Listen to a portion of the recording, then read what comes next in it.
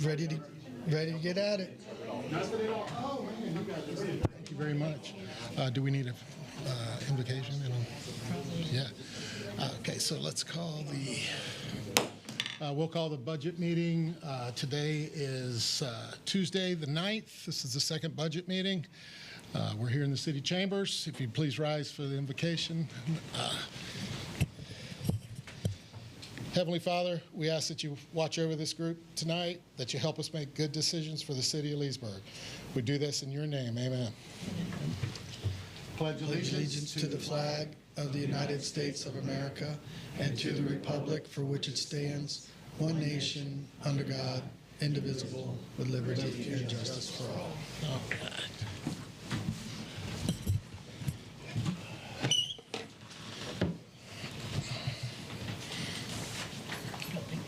All right, so we'll get right at it. So tonight is special revenues. Special revenues are pretty much kind of the core of the budget as far as I think where elected officials want to see improvements and capital improvements and those type of things. And the core of those come in our community redevelopment agencies and our discretionary sales tax monies. The building fund is considered a special revenue. Housing is as well. Debt service fund, really super simple. We shift everything over there to pay the credit card. And then we'll tackle the first two enterprise funds tonight, electric and gas. The only two things I kind of point out, I don't know if there'll be a huge surprise. Actually, one I think is a little bit because we just kind of cracked the nut on it today, which is some funding sources for some projects, which we'll talk about. And then also we kind of contemplated a little bit. We never really have talked about it, but was starting to develop a new facility for the gas department, which really is a joint facility. So gas is at the end, so I'll save that for you till the end. But essentially, there's kind of the two big shifts. So with that, we go back to the special revenue. So I want to revisit this chart. Again, this is kind of your commissioner goals chart and the different things that y'all are looking for. Most of the things that y'all had on here for less maybe the code enforcement and the police department issue are pretty much all special projects. So the yellow ones up there on the list are ones that we need to talk about tonight and are new. The green ones are on there are ones that we've budgeted, that we're almost ready to wrap up, or ones that we're struggling with for financing reasons. And so I took a little bit different approach, and I kind of took your all's list, and I want to sum up kind of the CRAs and the DST money, wrap it together with the American Recovery Act program, or American Recovery, what is it? American Recovery Rescue Plan Act, ARPA. And those are kind of the big funding sources that we have to accomplish some of the big capital improvements you want to see. So the next couple slides really boil down where I think you want to go. If you all think I'm plugging in the wrong capital improvement projects, now's your time to yell at me, and this is the time to shuffle the deck. So I make some assumptions just based on things we talk about, things that were on your wish list, things that are in the hopper, and I want to boil these next funds down for you all in a couple of slides. And these would be the major CIPs that we would work on. So these are all the projects from your list. The green on the list indicates ones that we're already working on. The little dots are the ones that I have proposed to program into fiscal year 25 or revisit. The diamond means that that's a competing demand in Carver Heights CRA that y'all probably all need to talk about. And the lightning bolt are the projects that I really kind of just put the lightning bolt on Susan Street project because that's a big impact project as far as finances. And it needs more funding, flat out. And John L. Johnson Park restroom as well. I decided to throw the lightning bolt on there anyway to get your attention. That's a project that's not as big impact as Susan Street, but it needs more funding as well. So on the good news, Pine Street is complete. The Tropic purchase, we kind of jumped into that quick this year. That was a big, I think, a downtown project. That's complete. We take ownership of that August 1. We lease it back. That proposal will be on your desk at the next commission meeting, as to where, based on everybody's timeframes. I sent out that big memo to y'all, where we probably start moving in and doing some different stuff, and us occupying it by the first of the year. The City Hall security system should be complete in the next 45 to 60 days. You all been reading your emails from Melissa, getting your swipey passes. City Hall will probably have turned on here in the next couple weeks. Then we go over to next door. We put in the foyer area, but that project should be done in the next 45 to 60 days. The home grant, I'm assuming that you probably all will refund that. The diamond gets at what level. In the Corrine Williams playground, we put some DST money at that. Public Works is now in the process of procuring that playground equipment, so that should be done by the end of the year. The yellow kind of projects to consider, the marina was funded with American Recovery money to the tune of $2 million. I'll talk about that talk about that now real quick. $2 million has been allocated for that from the ARP money, and the marina project, remember, is twofold: build slips $1 million and build the new marina building $1 million. The marina building is about 99% design complete and should be out to bid in the next couple weeks, so we should have some numbers back on that probably in the next 60 days, market numbers. The other concept on that is marina. Do we want to move forward with the marina? The marina was, I think, an addition of 40 some odd slips, and we estimated the cost to be at about $1 million. And it would be an ROI into the general fund of about, I think the number was $100,000 a year, if that's off the top of my head. But I want to show you some other things that maybe you might want to spend that $1 million on.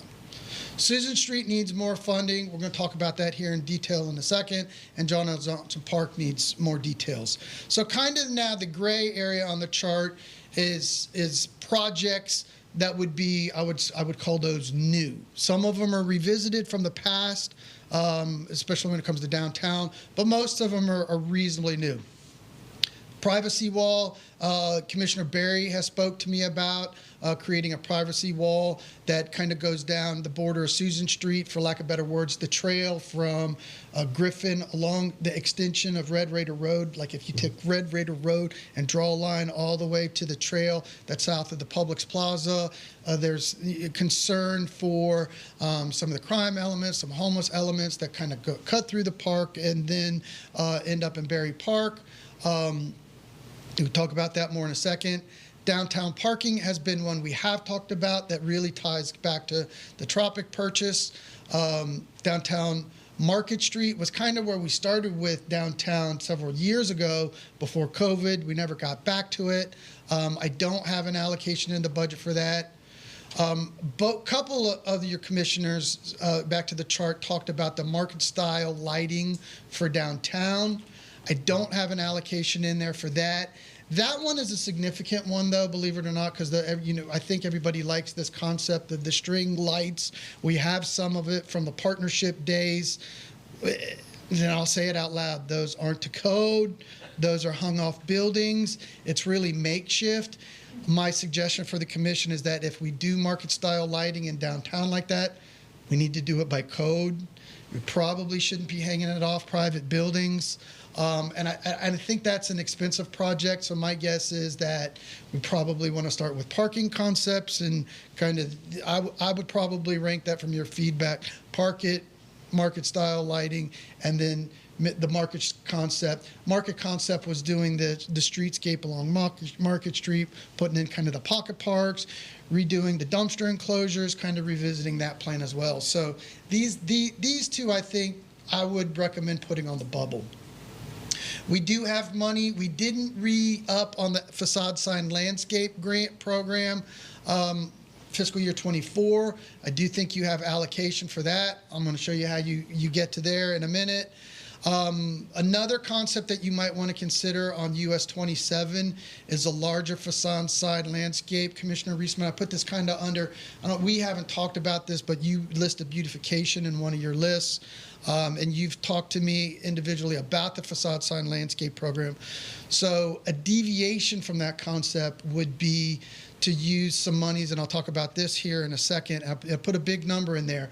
But that the biggest area that we have for signs that are non-conforming, that are unattractive, that are not to the code, but are all grandfathered in, is US 27. So there's just a plethora of non-conforming single pole signs that go up and down the 27 corridor. Those are actually, the code actually calls that those are supposed to have been phased out in a long time ago, and we've never really done it. I think you might have opportunity to do that, and essentially you would, the plan would be, we put in a monument style sign for you. It's probably, I think, probably one of the single biggest things we can do in the US 27 corridor to help those aesthetics. I'll talk to you about that in a minute. And then we talked about the South Marketing Leesburg plan as a general fund project. I actually think you can slip that over into the 44127. So that helps the general fund and still gets one of Commissioner Cannell's goals. So those are kind of the projects that we focus on in the report here coming up. So let me digress slightly. That didn't show up super great. The gray is too dark. The biggest project that we have on the books right now that's undergoing is Susan Street. We have it was a little over, I think we started that project at around $5.5 million. So we've spent a little bit of money on engineering. So what we have left is the 4.7 million bucks. And it's made up of essentially three sources. 2.3, or it was 2.4. No, it was 3. It was 3. So the difference is that, call that 700 grand. That is the engineering that we've already paid for the Susan Street project. Y'all approved the contract last night with the TDC for $2 million. And we're in the process of securing the state legislative priority grant, which Senator Baxley and Representative Trunow really helped us on. So that was awarded by the governor first part of the month, and I'm now working with their staff and all the paperwork. That will be on your desk to formalize that grant. So you do have state money. So right now we've got $4.7 million for that project. I think there was always the anticipation that we would spend our monies on it. So here's the high-level report on that. We are now about 40% design complete. 40% design complete in a construction manager at risk form of government with the correct, by the procurement process, construction manager being Allstate. We're starting to get initial reports back on this project. The initials were way out of the ballpark. $18 million. Fields, restrooms, the entryways off from 27, totally expensive. We reshuffled the deck on that, and we went from 18 to 7 million. At the $7 million number, essentially you're down to basically 5 ball fields at the rugby size. At the end of the day, I think that number is bad for 2 reasons. I'm losing faith in the construction manager at risk method, so I will be talking to you about changing that method out from construction manager risk method to design bid build, kind of some of the similar situation we ran into on the marina. If you recall, we started design bid build on the marina. Those numbers came back crazy. We said, let's go back to design bid build. The engineer estimate we have on the building alone is just about $1 million. So already we're seeing a difference in design bid build. We're seeing some differences in the marketplace. So I'm probably going to be encouraging you in the next week or so, formally at a commission meeting, to abandon the construction manager at risk and go back to design bid build. I think where you need to have this budget so that we have so that we build it right, that we have quality fields, not Cadillac fields, but not Yugo fields either. We do need some other facilities in there. We do need a restroom modifications. We need some other stuff in there. I really think you need to put in a box about $10.5 million. Never thought this project would be that expensive, but I think that's where we are in the marketplace. So how do you get from 4.7 to 4.6? I'm going to jump to the bottom right here. This is hard to read. We were doing some other stuff today. And actually, I was coming in to shuffle the deck on a bunch of different stuff. So to cut to the chase, I was going to actually be saying we got to do downtown stuff or Susan Street stuff this evening. I think you can get a little of both done. So we're looking at some different issues, ironing over some stuff, getting the presentation gathered today. And it occurred to us that Susan Street is in the 44127 CRA. You are sitting on a considerable amount of 44127 money. I'm going to save that discussion for the CRA portion of the presentation, but I think this project would be eligible to shift CRA money to it. That will allow you to take DST money and other special revenues and put them in downtown so you can have a little bit of your cake and eat it too. You can accomplish some improvements downtown, and you can move forward with Susan Street at a level where that needs to be funded. So round out the budget. $1.82 million in unspent DST monies. That goes back to COVID monies and stuff that we never allocated. $500,000 in rec impact fee monies. And then the $3.4 million allocation from the 44127. That's $5.7 million of additional new funding for fiscal year 28, and that gets you to the $10.5 million. So before we go, wow, that's a crazy number, that's unbelievable, I think that's where it needs to be. But mind you, 4.7 of it is flat out grant monies, and half of this 5 is incremental value. Not quite half, but 1.8 is city money, 0.5 is city money, and half of the 3.4 is incremental money. So you got other county monies tied up in that. So you put all those numbers together, you've got a $10.5 million project that you're probably only spending a little over 4.25 out of your own pocket. So over 50% of that is grant monies, and I think that's a significant project. That's how you get Susan Street done, if you also choose to go there. The other project, John L. Johnson Park, y'all, we put $300,000 away to build a restroom at John L. Johnson Park. It needs a restroom. We can't touch it for about $450,000. It's kind of the same conversation we had at Ski Beach. At that time, I remember it was Commissioner Hurley who went nuts about how we spent, I think it was close to $300,000 to put the restroom in down on Ski Beach. I mean, that was the number. 6 years later, the number's more for less bathroom, but it kind of matches the time. So I'm going to say, go grab some money from the downtown CRA. Get Cliff the $500,000 to work with, and then I think we can get that bathroom built. If you make these movements, plus the other stuff we're going to talk about a little bit, where are your available funds? How much, we always talked about the war chest. How much is left in that? Here's where we would be at. The proposal this evening leaves about $200,000 of unallocated fiscal year 25 money that you'll get in this fiscal year from DST.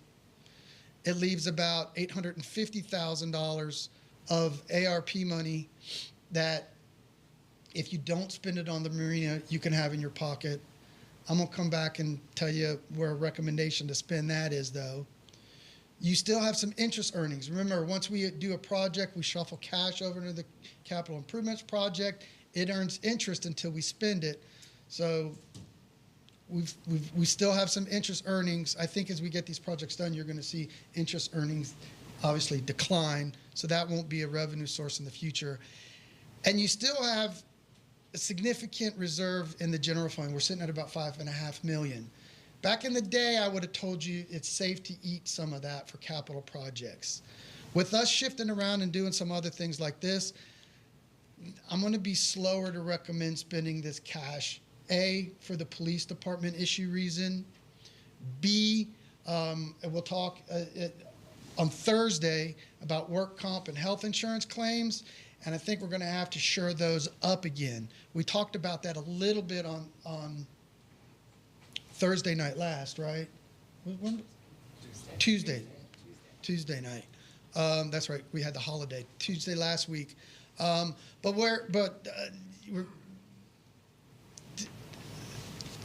We've got some issues that we're going to need to take care of with work comp without increasing costs for the employees, and I think you need to go to cash to firm those up. We'll talk about that Thursday. Really, that's the high level approach. Moving into now the divisions of the CRAs. Do you want to stop for any questions there? I'd like to ask one before we go forward. Just a quick question, and I'm following you and understanding, but I got a John L. Johnson Park. Why would we go to downtown CRA versus 27441? It's not in the 27441 CRA. In fact, I think that was the Wow. The line stops on the south side of the boulevard. Never mind. And actually, that was the catalyst that got us looking at Susan Street, because forever I thought Susan Street was a blip in a hole and not in any CRA. And I was actually looking to check the map out for John L. Johnson Park, thinking 44127, because it's relatively not that much, versus DST. So when we pulled the maps out and started looking at it, the eyes drifted up the boulevard to Susan Street, and it was, holy cow, Susan Street is in 27, but John L. Johnson Park is not. Wow. So John L. Johnson Park, if you fund that, it would be don't do the project and throw $300,000 back into DST, or do the project but you need more money. You need $200 to be safe, and then the choice would be DST, general fund, which I wouldn't recommend, or Greater Leesburg Downtown CRA. Answer my question. Thank you. Any other questions? Kind of that's the overview, and now I'm going to detail it on how you get there. Yeah, one question right now. How many square feet is the restroom, John L. Johnson Park? It's a ladies and a men. I mean, I'm just thinking out loud. I'm guessing 1,000 square feet. It just blows me. I just can't How imagine. many square feet is that? Okay, so we're at over $400 a square foot. That just doesn't make sense to me. We've had this. We've had it before. I just can't stop it. I can't go without saying that. I mean, Whenever you build. I bet you I could find a the most contractor tomorrow and do it for expensive- $200. It's the most expensive house, the most expensive part of your house. No, I understand that. Kitchen and your master bath and the bathrooms. And so basically you're building a house that's the most expensive of everything. And by the way, those are prefab numbers too. Yeah. Those are prefab numbers from Leesburg Concrete. Are you gonna put lift stations in or something?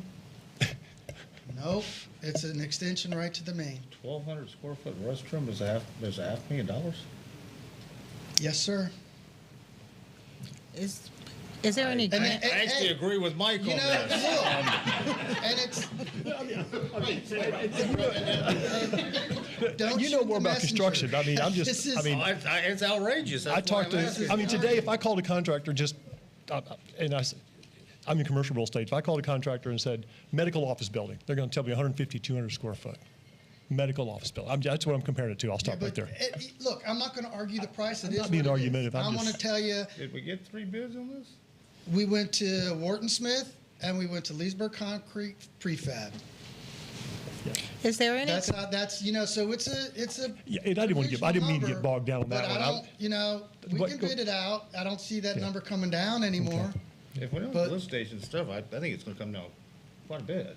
I And mean, at first obviously that's- these bathrooms are just plain Jane inside, right? We can bid it out, Commissioner. Yeah, at first I thought maybe that was why it was more expensive. I was guessing, lift station, plumbing. I didn't know. I just all of a sudden I just kept it just kept. I couldn't keep quiet on that one. And then of course what started me was Susan Street. I mean, I am not against it, but I mean, I just can't believe we've gone from 5 to Look, 10. we got to the number. That's not a by- criticism, it's just We got to unbelievable. the number by construction method at risk, construction Yeah. manager at risk method. So we're going When to they look at, do that, they go out, they get bids. We asked them to work with a local company, and that's the number we got back. If we go bid it out, could it be lower? Yeah. okay. Okay. Will it be under 300? I don't know. Probably not. I mean, so your response is go bid it out and see what happens and come back to us. That's what I was A, saying. B, don't do it. C, fund it. I think those are your options. Well, Are you, there- you- oh, you- go ahead. Go ahead. Well, you just talked about going to bid anyway, which I would prefer on everything. I talked going to bid on a different project, but yes. Okay, I thought you meant citywide. I mean, I'm not a fan of. That was Susan Street, but Okay. I'll stop right there. I mean, if you're asking me right now, in I all would honesty, I would it's want to probably bid best out stop Johnson right there Park. because it's like Yeah. talk about 200 grand, and I know 200 grand is a lot of money, but I don't want y'all to lose the big picture on the restroom concept. So- there's some other big pieces. Okay. y'all So want back to to Susan Street, we are going to bid that out as well. That would be my Okay. recommendation. is good And I agree design with bid that. I bid. agree with that. Okay. Thank you. And the restrooms you gonna bid out? Yeah, I mean, if you guys want to say, hey, cut that 200 grand out and go out to bid right now, man, I'll go out to bid. I wanted to ask is, has there been any consideration for grants for city parks or something that we could apply for to improve? I mean, you know, there's not improving restrooms. There are no restrooms, but are there grants out The there? answer is yes. I mean, I just showed you where we've got over $5 million in grant money for a park improvement. So can we find CDBG, something like that? Maybe. But then, you're kicking the can down the road as far as construction. So if there's a reluctance to add on the funding there and you don't want to kill the project, then the next answer is bid it out and see where it comes in at. And that's where I'm at. I mean, we need to do this project. I just got big-eyed on 500,000. I agree. Okay. Okay, so that's kind of the overview with those kind of priorities. So now we break down into how do we get there in each individual special revenue. So Greater Leesburg CRA. The Greater Leesburg CRA is actually sitting on about $300,000 of unspent cash. It breaks down into, here's your revenue streams, the ad valorem money, the lake money. That's so our TIF, their TIF, throw it in the pot. So it generates about $1 million a year. Here's where we spend it. The 443 is special events. The share that's required to go to the Leesburg CDC. And the debt payment, which retires in 2 years. So it's 25, 26, and 27, we're done. So you'll have an opening in 27 of 100 grand, because that's when I think it was a 10-year note for the Main Street project. And then there's an unallocated portion of 43,000 bucks. So if you're now putting together monies that are unallocated for this year, there's 343,000 that's unallocated. Okay, so it's 3 more years of debt payment. So, okay, so where would you recommend? So we've deviated there, so you might want to keep 200 spare and facade sign landscape program. The other one I threw at is we put together $1 million for the downtown historic building renovation grant. We've issued 3 grants. $1 million. $1 million in total. And we took it from, and I think we took it from general fund, electric fund, gas fund, and put together $1 million bucks. And we've issued 3 $250,000 grant. So, that's, and the maximum match you guys have been giving out is about $250. So we could probably squeeze together another historic renovation building grant and restrict that out of this fund. So that food for thought in Greater Leesburg.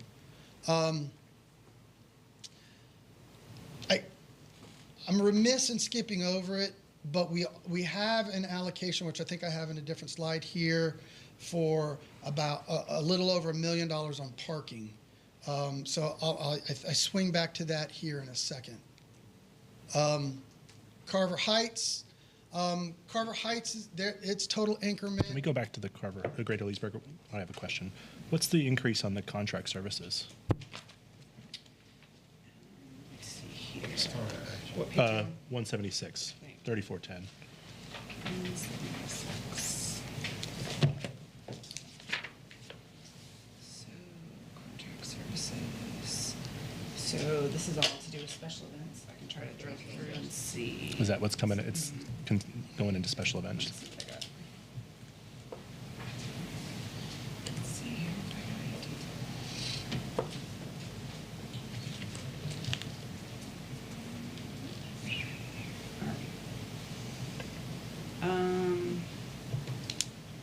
And it could be, so this is probably a better budget based on what they're doing with special events. They have a note for a new event with entertainment. They have bands for Pancake Palooza. So it's different contract It's just- services that are yeah. associated with things they need for Within the events. special events? Yes, Okay. yes. All right. Thank you. So let me jump back to parking while we're still before we jump out of the downtown CRA. So on the overall chart, the downtown parking, so talk about that project for a second. So with the purchase of the Tropic, there was a conversation of moving the events division into the Tropic and doing a lease with the Melon Patch as well as the Center for the Arts. So we're actually in the process of formulating all those things. There's a few moving parts that let me review with you at this stage. The leases with the two entities. The lease with the Melon Patch has some contingencies. The Melon Patch is offering to give the city 150 grand in exchange for a 50-year lease at the Tropic. That is contingent upon their sale of their property to the Baptist Church, and then the Baptist Church seeing that we close 12th Street. So all the things that will be coming to you to make that work is the two leases and a closure of that street, and then that sets us up to start moving and shuffling the deck. Okay, so when you say two leases, you're talking One with Arts, one with Melon Patch. Okay, I got you. And then an ordinance that would close Well, you 12th talked about- Street. But Dance Dynamics is going to lease also, right? Dance Dynamics is going to a lease on an interim use of the facility from August to December 31st. I didn't know how long that extension was. Explain the Melon Patch lease again? What would that be for? The Melon Patch, the parameters of the Melon Patch lease are, they give us 150 grand, they get a 50-year lease to the Tropic on the east side of the building in the big theater. They then have a contract with the Baptist Church to sell their facility that has two contingencies. The city closes 12th Street, and the city works out a lease with Melon Patch. Where do they want 12 closed at Line? They want or 12th Center? closed from Center south to Main Street, and they own all the property on both sides of the road from Center to Main. Is the Melon Patch nonprofit? Melon Patch is nonprofit. It's nonprofit. Yes. And I remember the church, came here, Art did the proposal. I mean, it made sense to me. I think the questions, mine and other people's questions were up there on that line. If you go from Center Street down, I understand they own all the properties on 12th, but how's it impacting the people on Line Street? I mean, that's a dead-end road now. I guess I don't know the roads. That's the biggest If they can impact. jog north, They have to jog back to the west and up. you know the streets better than me. Does that make sense to you? Isn't there I can't another visualize it. building on the corner of Center? Is at the very south end, or actually it's the north end. Right. You've got to flip-flop the map. But Line is the north Right. end of their property, basically, right now. But they also then own some of that that goes closer to Bill Polk's. It's Center, both sides, all the way down. So What do if you you're think? on Are you okay 12th and you're coming to the south, yeah. you can still make that right. If you're coming from Line and you want to, you can go to Line, take a right on 12th, and then a left on Center. That's the jag that would be closed. What do you think about that? I think it's a reasonable deal. I think it does, the biggest problem is the Line Street conflict, which is minimal for those residents. That's what I'm scratching my head on. Those are, there'll be other people affected who kind of do the cut through. Here, I'm a case in point. I run to Publix and grab a sandwich for lunch. I can't go out Line Street and go left, right, left. I'd have to go around.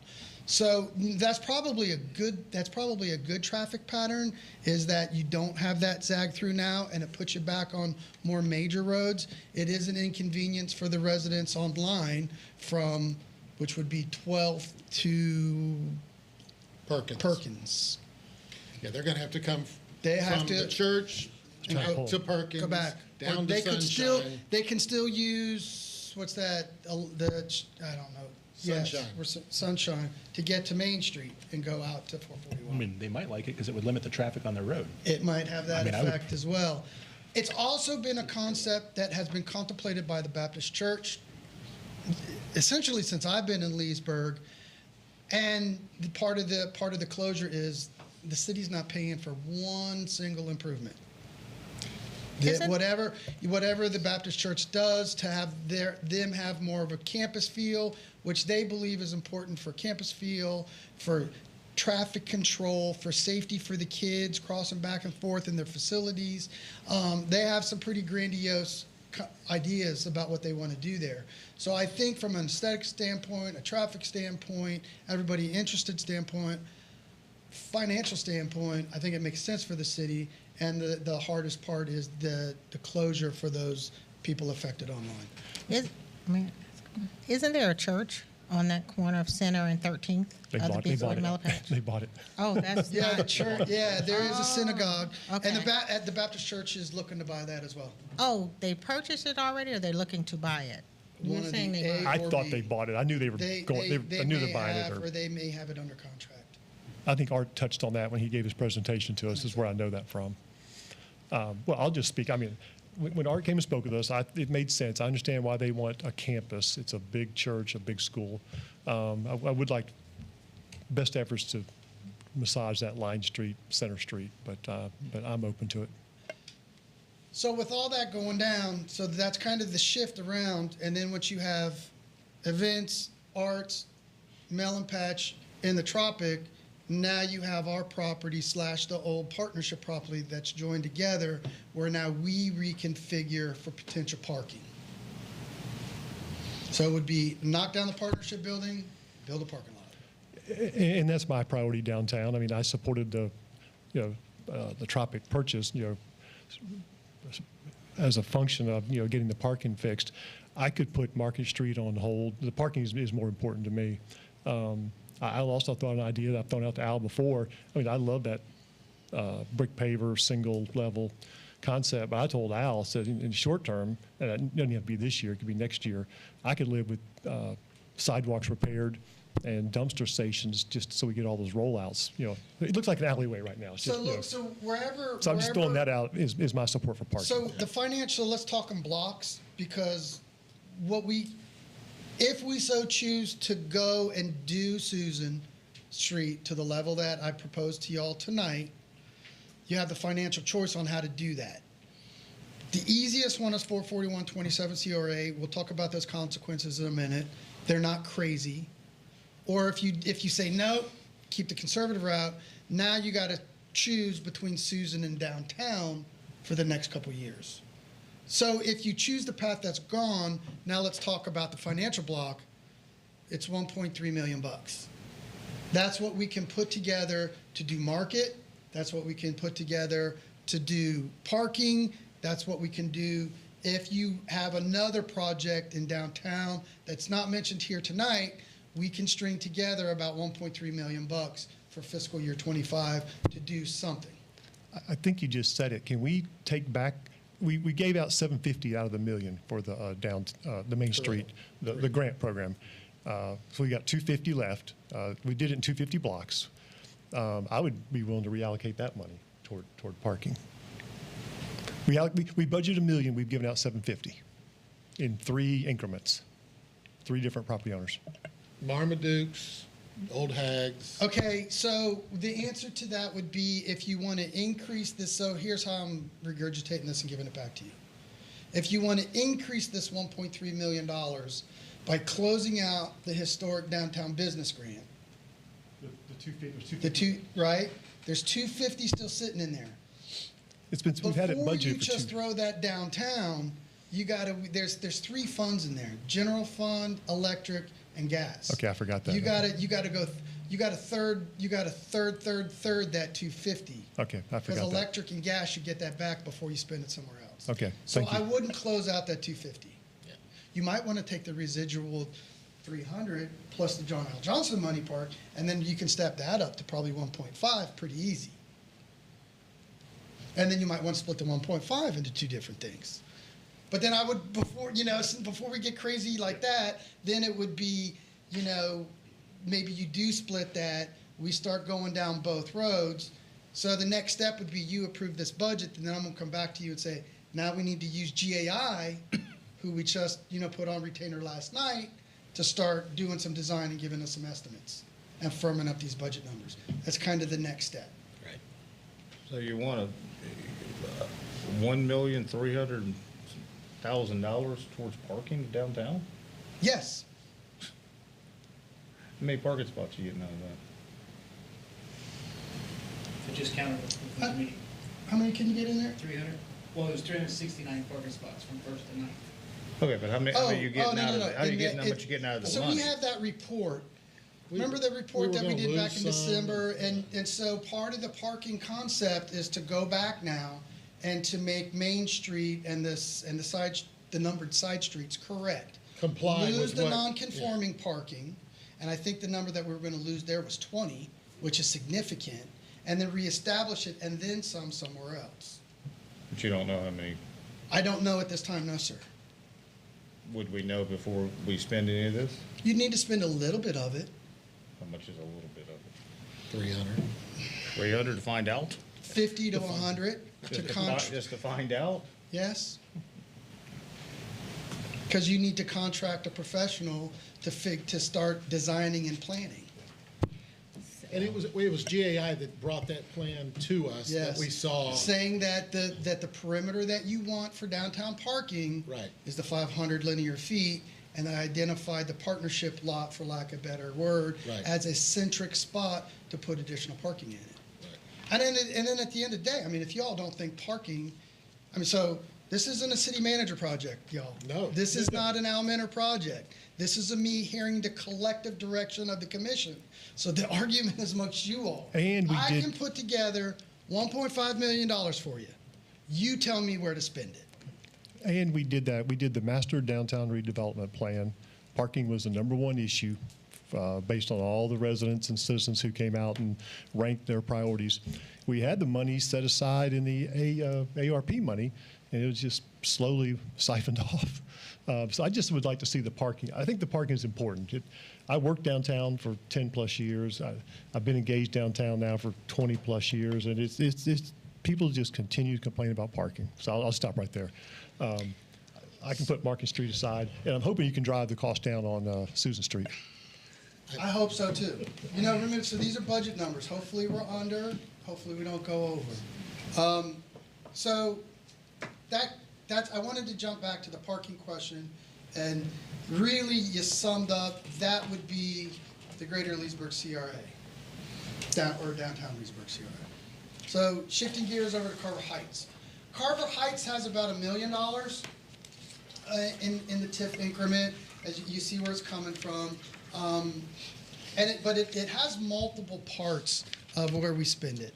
So first is on personnel for the housing and redevelopment manager. Then there's operating expenses. Then we have the debt service on the resource center. And then after those kind of 3 items, the 4th item is what we have left for capital projects. So you see we have a considerable number there, $673,000 from this fiscal year. And then if you marry that, where did I stick this chart? If you marry that with the 418 that we haven't spent, there's really about $1 million, just almost $1.1 million of capital project monies in Carver Heights that you can spend. So where would you spend that? Kind of back to the increase chart. The immediate thing on the table is the home grant program. Y'all, I'll skip all the details on that, but I'm going to say that the home grant program is a success. I would think by towards the end of the year that money should be spent. Those homes are under construction now, or renovation now.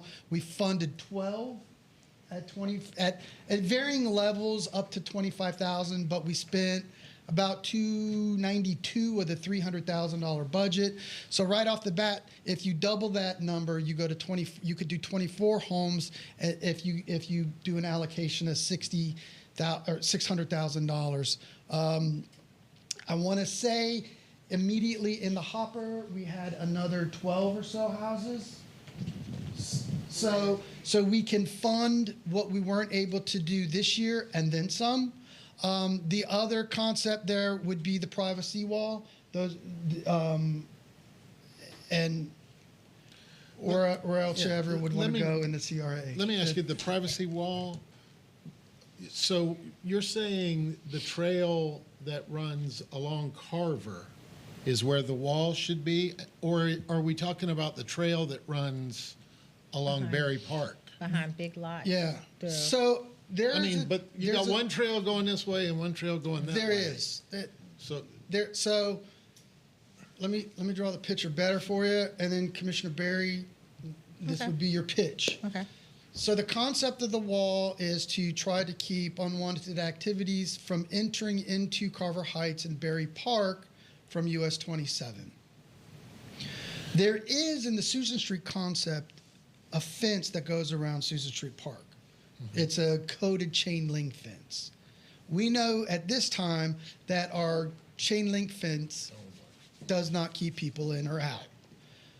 Commissioner Barry approached me, I guess a couple months ago, with the concept of putting a privacy wall in. There is a north-south trail. It runs roughly from where Red Raider Road stops. So Red Raider Road, if you're going down Griffin, you take a left at the gym. Between the gym and Carver Middle is Red Raider Road. Right. That road stops 500 feet south of Griffin. And then the trail picks up. And then the trail picks up from the end of Red Raider Road and goes adjacent to Birchwood, the Susan Street Park, Bennett Walling's property, Yes. and then it hits the trail. correct. So the concept would be where Red Raider Road ends to the east-west trail to build a 10-foot privacy wall. 10-foot high concrete? There's two options that we looked into. A block option, where it's cinder block and stucco, or kind of more of what you see along the freeway, a turnpike wall. We could do that for $500,000? No, I think $1 million. Would some of the new laws being passed about homelessness and all that come into play, and where our police have more authority on those issues? The new laws don't give police more authority. It holds local government accountable to the situation, but it does not change. It wasn't a law enforcement bill. So it was so that cities and counties can't ignore the problem and have to do something about it, and then police have to use whatever their existing, the trespassing and stuff like that, but it wasn't a change. I'd like to explain further. My concept of the privacy wall was for the many issues that we were having with security and policing in the Carver Heights area. And the escape run, and Deputy City Manager, you could speak as well for me, is getting to and from,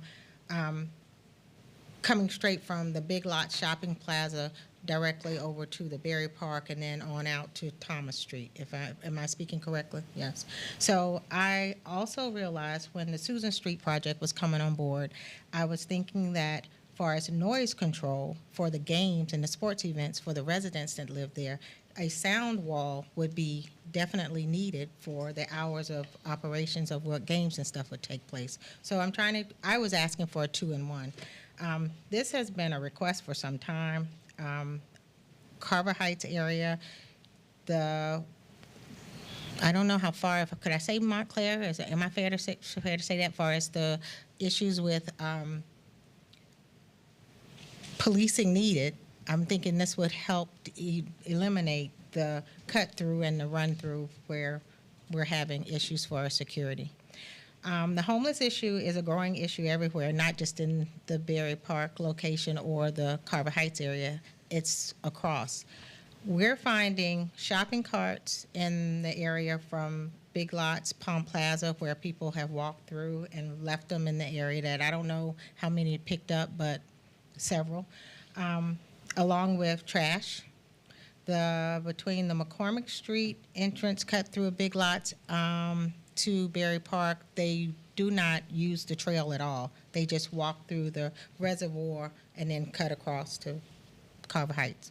So that was my request and my concern for safety, security, and to eliminate some of the issues that we're experiencing with the trash and everything in the park area.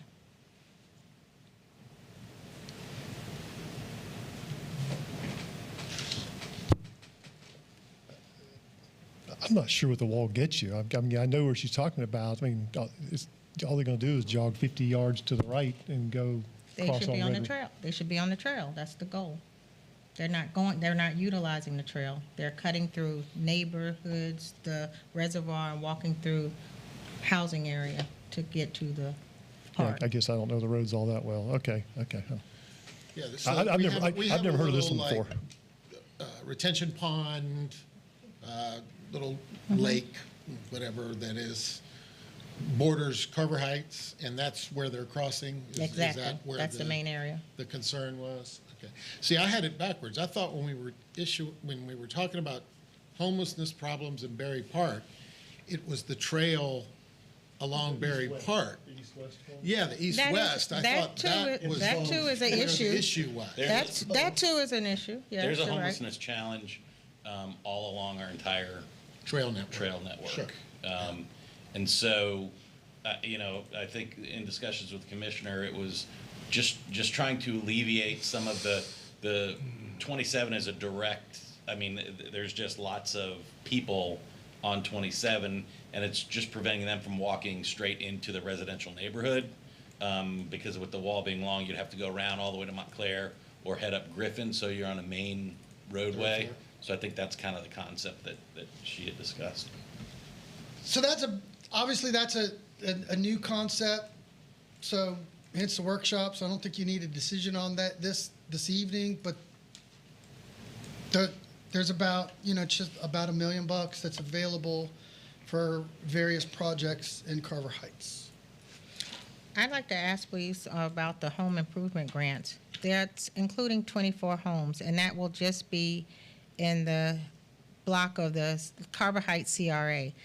I would like to go back to the Greater Leesburg to see if we went faster on that. Is there anything, what will be funded to the east side of the Greater Leesburg, as far as home improvements or anything to be needed for that area? So if you want to expand the home improvement grant to the Greater Leesburg CRA, which would be the east side where most of the homes are, well, there's some a little bit on the east or west, but mostly you probably would need to go back to these numbers. This is what you have, this number. This is what you have available in the downtown CRA. So if you want to put, if you have two options to target the Greater Leesburg CRA for the home grant. The general fund, I'll just flat out tell you, there's no money for it in the general fund. Or the Greater Leesburg CRA. But you're referring to half of it too, This right? would be the allocation. You're referring to the half. The money's split, so this is the half for the east side. No. You're mixing the split of the district of the home of the CRA, east and west, versus the split of the TIF, city, Leesburg CDC. So this is the 343 of the split of the TIF of Leesburg and CDC. No. Okay, I'm missing that too. Well, Look, this is the split, right here. This is the split. The 490. You get in $1 million, and you gotta give $500,000 to the CDC. Right. That's the split. From this money, you've got this much left. so where's the 499? That's right there, it goes That's to what's the going to CDC. CDC. Let's talk round numbers. Okay. You get $1 million in, Mm-hmm. split it, $500,000 goes to the CDC. Okay. That's the split. You're left now to spend $500,000. I know these numbers don't add up to that, but that's because you're working on reserve money. Right. Gotcha. So what you have left after the split that you can spend anywhere you want it in the district is this money. And the So if CDC, you want to spend this on the home grant program, you could do that.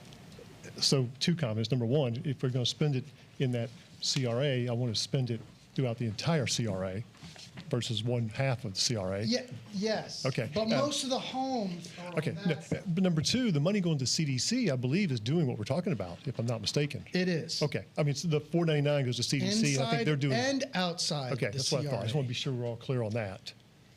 Yeah, okay, So, so what going is- back to a question on the wall. So let's just make a very wild assumption that we are going to approve Susan Street. Are we saying that Susan Street will have no border container? Okay, so Susan Street, as it's on the plan from half right now, Yeah, has a fence that encloses it Right. all the way around with a gate that will open and shut. right. And that fence is spec'd out to be right now chain link with the vinyl covering. So, in the area where the privacy wall would be, instead of being the chain link fence there, it would be the block or the, So we would just connect to the block. yeah. I just was wondering it if would we're doing take- 2 fences. No, You know, no, I didn't want It would save, it would save that little piece. Right? You see what I'm, Which, you know. and yeah. by the way, That's half of it. where the probably. wall is, or where the wall would be, that's about the dividing line between the Carver Heights CRA and the 44127 CRA. That's where the line is. Right. So why can't the fence be in the block with the CRA 44127? I mean, you could probably another split $1 it million, like that, wherever it right? come You from. could take it out of the 44127 CRA. As part of the project with the Susan Street. I think you got a couple commissioners you're gonna have to argue with about Yeah. that, but yes, potentially that would be doable. So I'm looking at a We're map splitting now. the Is hairs, but yes. this wall on the east side or west side of the Susan Street complex? It would be the west side. Yes. Okay. It's the Okay. back of the fence. Okay. I mean, Yeah, I'm so looking- if I'm you looking- drive there and there, Right along the it'll be trail. right We're gonna along put a the line. wall along the trail, is what it amounts to.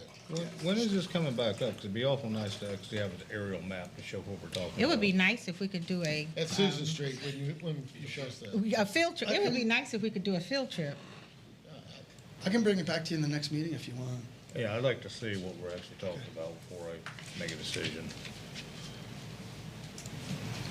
So we'll do a budget recap next. Okay. We'll throw it on Roughly- the agenda. Roughly the Susan No, Street project. Do you want to do it? Yeah, we can do it Thursday or we can do it next Monday. Either way. We'll do it Thursday. I'll get you some pictures. Roughly, the Susan Street project will extend south to Sam's Seafood. Basically, what's behind Sam's Seafood, Yes. going to the trail. So, everything behind Palm Plaza then is not, would require some additional fencing to the trail. Yes. But that would seem to be roughly half of it, I don't know, a third of it, covered what- by Susan Street. A suggestion of what not take the wall all the way down. Let's just concentrate on the areas in which the most traffic come through. And how would that help with the pricing? The wall's about 3/4 of a mile ish. So break, and if you go block, you're going to be under $1 million. Remember, this is a budget number. You know, Yeah, I you know, understand. if you do, you know, I don't see. I want to keep it high level. If you like the concepts, then we can tighten up the Okay. numbers. Okay. So, like for example, if you go block and you want to throw, if you go block and you don't want to double up on the home grant, then you probably have enough money to build the wall and block. If you build it in the turnpike fashion, then you know, and you want to do it all this year, then you don't have any more home money. So these choices are your level. And if you don't like any of these, then tell me to go back to the drawing board. Collectively. So, Do we have much feedback from Carver Heights? I mean, you know, What? do we have feedback from residents in Carver Heights? I mean, you know, I guess I'm thinking out loud. I would think they would like the home This- grants would be more I would important. say this is a pretty big endeavor, and you may want to have a CRA meeting. Yeah. Typically, we haven't included the CRA boards in the budgets. I think we've gotten feedback from them, and the commissions in the past have been comfortable to approve the budget, and we haven't had any concern from that. I think your CRA boards are a little more active these days, so this is probably something we need to have probably, you know, later part of August, later part of July, first part of August, probably need to get the CRA board back together. This issue is nothing new as far as the CRA concerns from residents. And this Okay. was nothing that I was just drawing up. This has been a concern for it's been a year that I've asked, and the concern has gotten worse. And I'm only speaking on complaints that I'm getting from residents. This is not a Commissioner Berry or Allison creativity. Unfortunately, I reside in that area, so I can speak it because I see it. But this is not anything that I'm asking for of any kind of way. To be honest, when you think of a wall, we all know where we go with that thought process. So I'm not, that's what I'm saying. I'm not trying, I'm not trying to make any more division, but I'm also trying to make security issues as a concern. And until you come and see it and ride through, I think you'll make your own decision based on what you would see. And this is not that happens sometime. This is all day, all night long. And I'm happy to provide you with information from residents in the area. so it's mainly a westward walk from behind Big Exactly. Lots. Is that where the Exactly. where the path goes? Exactly. Which would be right through the Susan Street complex, And- basically. Yes. Okay. Well, I do two comments. I guess number one, I'm just not convinced the wall's they're just going to go around it, I guess is my first reaction. But number two, the whole concept of CRA, I want to be sure we don't lose sight of this. You know, by building the wall, we're not creating value in the CRA, whereas we go do home improvement grants and build homes, we are increasing the CRA. I just want to point that out. You know, I agree. Which, you know, And the goal is not to, you can't stop people from walking and going wherever. That's their travel path, but they should be on the path of the walking path, not through neighborhood homes. That's the goal. That's what I'm asking for. And If I'm it's a- not speaking just of me. Like I said, it's an issue. And we have, I mean, it's Deputy just, City Manager from prior, can you help me far as numbers of people who have had to run behind people running, trying to get away, and that's the cut through that you actually lose because you can't drive a car through it, and that's the X-way.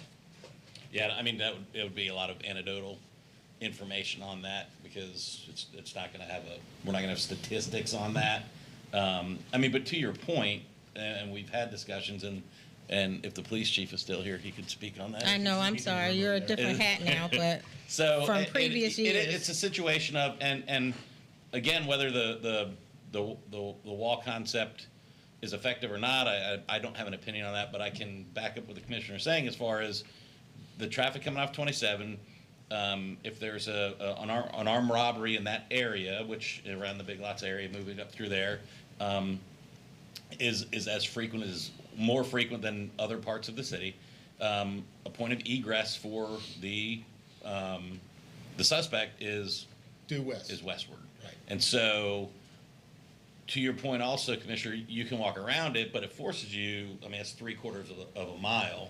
And so that is an issue. And then what the Commissioner was speaking to as well is the transients with the shopping carts that are just they're just cutting straight through to get to Berry Park, and they just abandon their stuff all through the neighborhood, which leads to further blight and all of those issues. So, taking all of your belongings and walking that 3/4 mile to go all the way around, it's going to be a little bit more of a challenge. You get into the argument of displacement, and they're going to go somewhere else. We don't know where that is. So, but as my boss says, that's above my pay grade. No, thank you. I was going to ask you, but I didn't want to put you on the spot, so I do appreciate your comments. So at the next meeting, we'll Let's bring talk. out some pictures, what the block wall looks like versus the highway wall, and show you some lines. I'll be so happy to go with anyone. We'll tackle that first part of next meeting. We'll revisit. I'll go with anyone to walk. I just am sensitive to it appearing that we are walling off a community from the business district of Leesburg in 27. I don't know. You understand what I mean? Yes. I know, I understand, but It may be good to keep the homeless folks, but it also looks like we are it's not just putting up a homeless. big wall to keep No. people, Please understand, it's not just homeless. It's Oh, not just homeless. It's people that use that shortcut to walk through versus not using the trail. But you're cutting through actual homes of people. and there's no, we can't, if it's a trail that they're using, Well, we there's can not put a a- way to use, to You can put a fence up clean up around the a neighbor's better home. trail for them to get directly to a, The trail is fine. The trail is clean. That's just a shorter just takes version. some- That's yeah. just a shorter version, and that's how it is. okay. I really do not want to sound like I'm trying to build a wall to shut off, but the No, I problem is understand. definitely, it's increasing. It's not decreasing. And it's not just during the morning. It's not just during the night. It's all day long. So we'll revisit this some more on Thursday. Yes. All right. So let me move into 44127 CRA. Because this evening, I'm going to recommend to y'all a significant shift in the policy of the 44127 CRA. The 44127 CRA is sitting on $4.5 million. The 44127 CRA now brings in $3 million a year. The 44127 CRA is the fastest growing and probably most financially secure CRA we have. We have it that way because we recalibrated the increment back in 2015, or 14-ish. Probably one of the most significant things that would be on the top 10 list of the past 10 years that we did is get the calibration redone. For 10 years, I've been telling you, don't spend a single penny of this money. Last year, I think I started changing my tune a little bit. And our strategy has been bank every bit of the CRA money so that you can pay the 2010, we refinanced it in 2016, the 2010 bond issue. So let's revisit that real quickly. In 2010, we created the 44127 CRA with the intent of improving those two corridors. We signed off on a $15 million bond where we got a balloon note to pay for a bunch of different improvements. And the day that we signed the bond note, the economy crashed and the increment was negative and the CRA was generating $0. Wow. So our whole projection back then was wrong. The bond, not banknote, the bond was backed up with the faith and credit of the general fund. So if you didn't have money to pay for it, you needed to use your general revenues to pay the bond. We also had some gas money back then, so we initially backed up the first few payments with gas money. Mind you, those was a balloon note, so they were relatively small. We started squirreling away money. We recalibrated the CRA, and the first few debt payments of the lower notes, the CRA was able to cover itself. And it's been doing this, and probably until the last 4 years, we started seeing significant growth. So we've banked $4.5 million. We now bring in $3 million. The note that we refinanced, it was $15 million note, I believe. We refinanced it for $11.5. Its balance now is $9 million. If you continue the policy that we've been on the past 10 years, you will have enough money in the bank in 27 to pay off the note. You're generating now $3 million a year, and the only obligation in this fund really is the debt. If we have another significant crash, I do not think your increment is going to go down by 66%. I think it's safe to say that for the fruition of this amortization schedule, forget this column, you're going to have $1 million in the CRA, even if something catastrophic happens. You know, knock on wood, right? But with that thought in mind, you now have significant money in the CRA to spend on various projects. So you're sitting on 4.5 with a couple of different things. So use it on Susan Street, use it on beautification. Maybe not to these levels, and you know, we could shift around. I think you do need to use it at this level to Susan Street. Otherwise, now you're going to start affecting downtown monies, right? You don't have to necessarily do it $1 million of sign grants or $1 million of another program, and you've got time to think about, well, where can we spend what should be other priority projects in the 44127 CRA, and pay for the South Leesburg commercial study out of the 44127 CRA, because it goes all the way down that far. So that saves the general fund a couple bucks and gets Commissioner Cannell one of his goals checked off. So the simple statement becomes change priorities and start spending this money, or continue to save it. A couple other things in here that you might want to consider is coming along one day is the 441 widening project. I'm going to say right now your priority is Susan over the widening project. I know that's on the books. We don't, and it's estimated at $7 million. But this is a fund that you can look to use these funds, or even leverage money if you need to do a little debt issue on that out in the future. I don't think it's going to be in the next 2 years.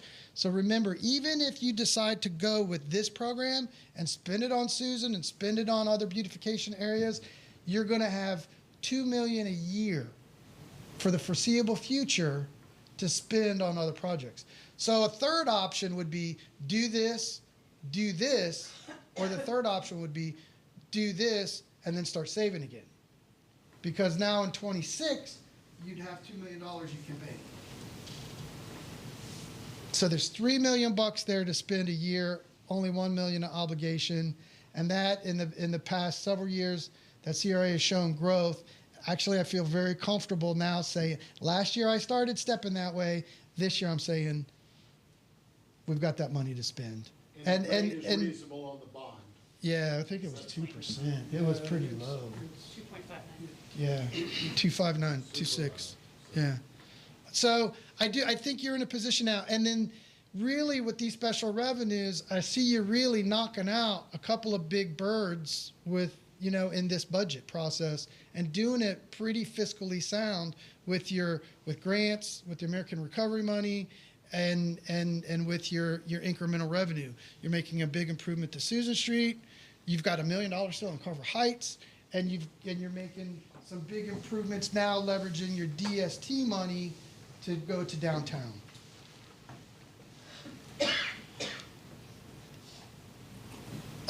Let me hit discretionary sales tax with you real quick, and then we kind of start wrapping up the CIPs, if you will. So discretionary sales tax, we get 3.6 in. These are these are the credit card items. We transferred to the general fund to pay for cop cars and fire department leases. We transferred to the general fund to pay for police radio, blah, blah, blah, all that kind of stuff. Those are up a little bit. That reflects the new officers coming in. And then we play some other money to the fleet lease. We do some transfers for that. And then so these first three items are credit card payments, got to do it. And then that leaves the 1.5 million bucks. So that's where we come back now, and that's where we're splitting those funds basically to downtown. I'll leave it at that. To kind of pontificate, if you guys want to discuss more. So basically, the CIPs are a focus on downtown using DST, a focus on Susan using 44127. We have some discussions, it sounds like, on Carver Heights, but that I think it's I think it marries your goals. If it doesn't, now the time's to tell me. But what it does do is you have those financial blocks of monies to shift. If you don't like the projects or want to do it different, or I think the proposal captures where the consensus of the commission wants to go. The funding on the downtown for the parking, is that coming back? Or are we doing just appropriate money for a fund and it'll come back to commission before we spend any money out of that fund? Everything in this budget, as far as CIPs, is an allocation. Okay. Then we go to design, then we go to bid, then we come back and you guys award those contracts. Because everything we've pretty much talked about is above my spending level. So these are allocations. You'll come back, you'll see the bid for Susan Street. You'll come back, you'll see the bid for the wall. You'll approve the grant contracts on the home project like you did this year. So, I'm gonna say 90% of the stuff that we've talked about as far as the capital project parts, that comes back to you guys. Okay. Go ahead. Make a comment I hope I don't regret making. But I'm scratching my head on the wall. I guess what I'm gonna throw this out and say, if the Carver Heights community wants it, it's that important. I'll support it, but I want it to be paid for out of the Carver Heights CRA. So that the residents of Carver Heights need to decide: do we want to spend this money on home improvements, or do we want to spend it on the wall? And I think that's a good way to flesh that out. I don't think it's right to pay for that out of the 44127. Why? I want the Carver. I think this. If it's this. Part of the Susan Street project, it's adjacent to it. Why can't it be in the CRA 44127? And I think on that note, we're really going to need to carve some stuff out to make sure the map shows that the backside of Susan Street is the border. The trail being the backside, is that what you mean? Yeah. No, I need to drive out it's there. going to be property. It's going to be more specific than that. We'll see. It's He going to said be based on the parcel ID numbers, down certain line. So you're going to have a parcel I got you. I'm getting mixed up. that's I got you. you're going to have that right away. I'm going to call it the trail. The trail is going to be a parcel that's long and skinny. Susan Street's going to be 4 different parcels. Where the long and skinny meets the 4 different parcels, that's going to be the division of the CRA. And so so technically if you're on the west side of the park on that property line, that's Carver Heights, not 44127. So really I would just flat out say, don't spend 44127 money on the wall.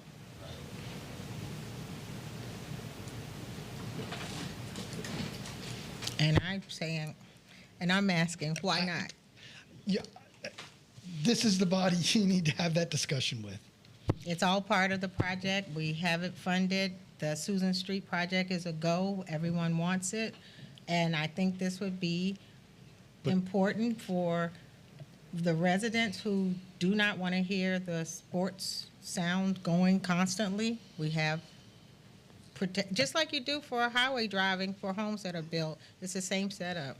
Well, they've had recreational activities down there for. Nothing on this capacity that we're expecting with this new project. It was Little League games, tennis view it here. I mean, Well, yes, I mean, so But that's they've nothing had of it- sports activities at night down there for right, but nothing like now. decades and decades. Not like now. Not In like now. years past, the Carver Heights residents were begging for this complex. I guess that's why I'm a little No confused. one is not saying not the complex. Okay. That's not what I'm saying at all. Well, I I'm mean, talking about security The project's and already protection. over $5 million. I agree. Over, That's and a now we're lot. talking about another $1 million? I agree. It's already getting a fence around it, so I mean, I don't know, I think it's a stretch to tie it in with Susan Street. How many times have we replaced the fence, just in general, since, can you tell The answer is countless. yeah, thank you. Now, the only delineation, that may come is Susan Street at the current time isn't completely incorporated. It's not, it's not closed in. So they come through the park, bust open the fence through the trail and into the area where the wall's trying to prevent. So there could be a difference with the totally encompassed, because now they would need to bust into it at the gate behind Save-A-Lot, then walk through the new complex, then bust the fence again. So does fence, that would be, right, you see my picture? Yeah. Right, so does fence discourage that versus a wall? I don't know. I would definitively say that y'all need to discuss what you think about the wall. I do not think you should use 44127 money for the wall. And I will agree with that. If it's important enough to the Carver Heights residents to have the wall, then I think we need to decide, is it important enough to fund it out of CRA, Carver Heights CRA? And that's that's a tough decision because you're taking it away from homes and home grants. Exactly. So you've had a couple new concepts here, so not to push you along, you probably need to digest that a little bit. Yeah, I think And so. we'll start I think so. Thursday revisiting that, and we'll throw some pictures up at you. Would it be an option to shorten the wall? Is that, I put that out there earlier, no one ever said anything. Yes. It's all It's all up to you. wide all. open. It's wide, it's Okay. wide open. Yeah. All right. Moving into, so those are kind of CIPs. Yes. We're technically still in special revenues.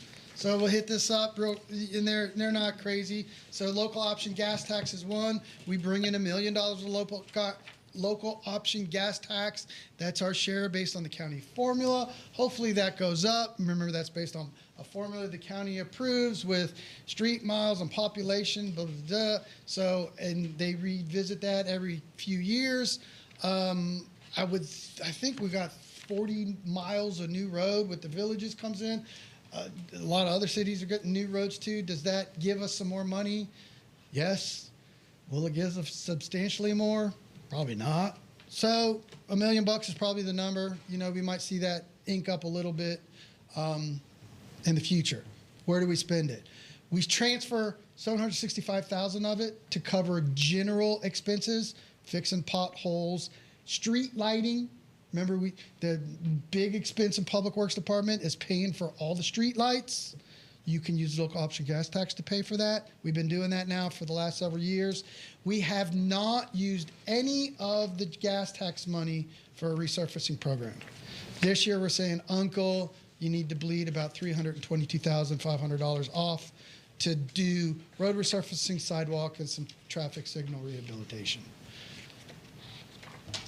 In all honesty, if I think we projected to you last year, we were last week, we were $250,000 in the hole. Then they recalibrated on July 1st, and we were like 142. And so, my recommendation is going to be, we're going to sit on that number as long as we can until September. And at the end of the day, if we need a couple extra bucks to make everything work, that's where I would look, because some of those street expenses in the general fund qualify for the local option gas tax. That's the local option gas tax fund. Questions? On the street resurfacing, what we'll do is we'll dust off some charts and some areas that we will do where we've identified roads that need to be built or roads that need to be resurfaced.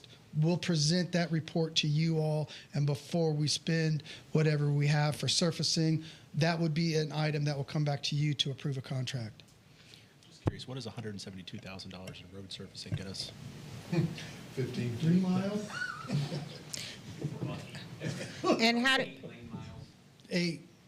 and how do you determine? 8 miles. Oh, wow. I think that's that. You really think that?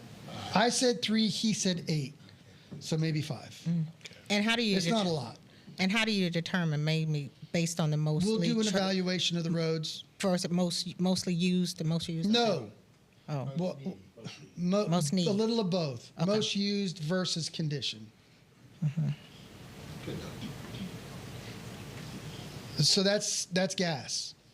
Building permits is hanging along.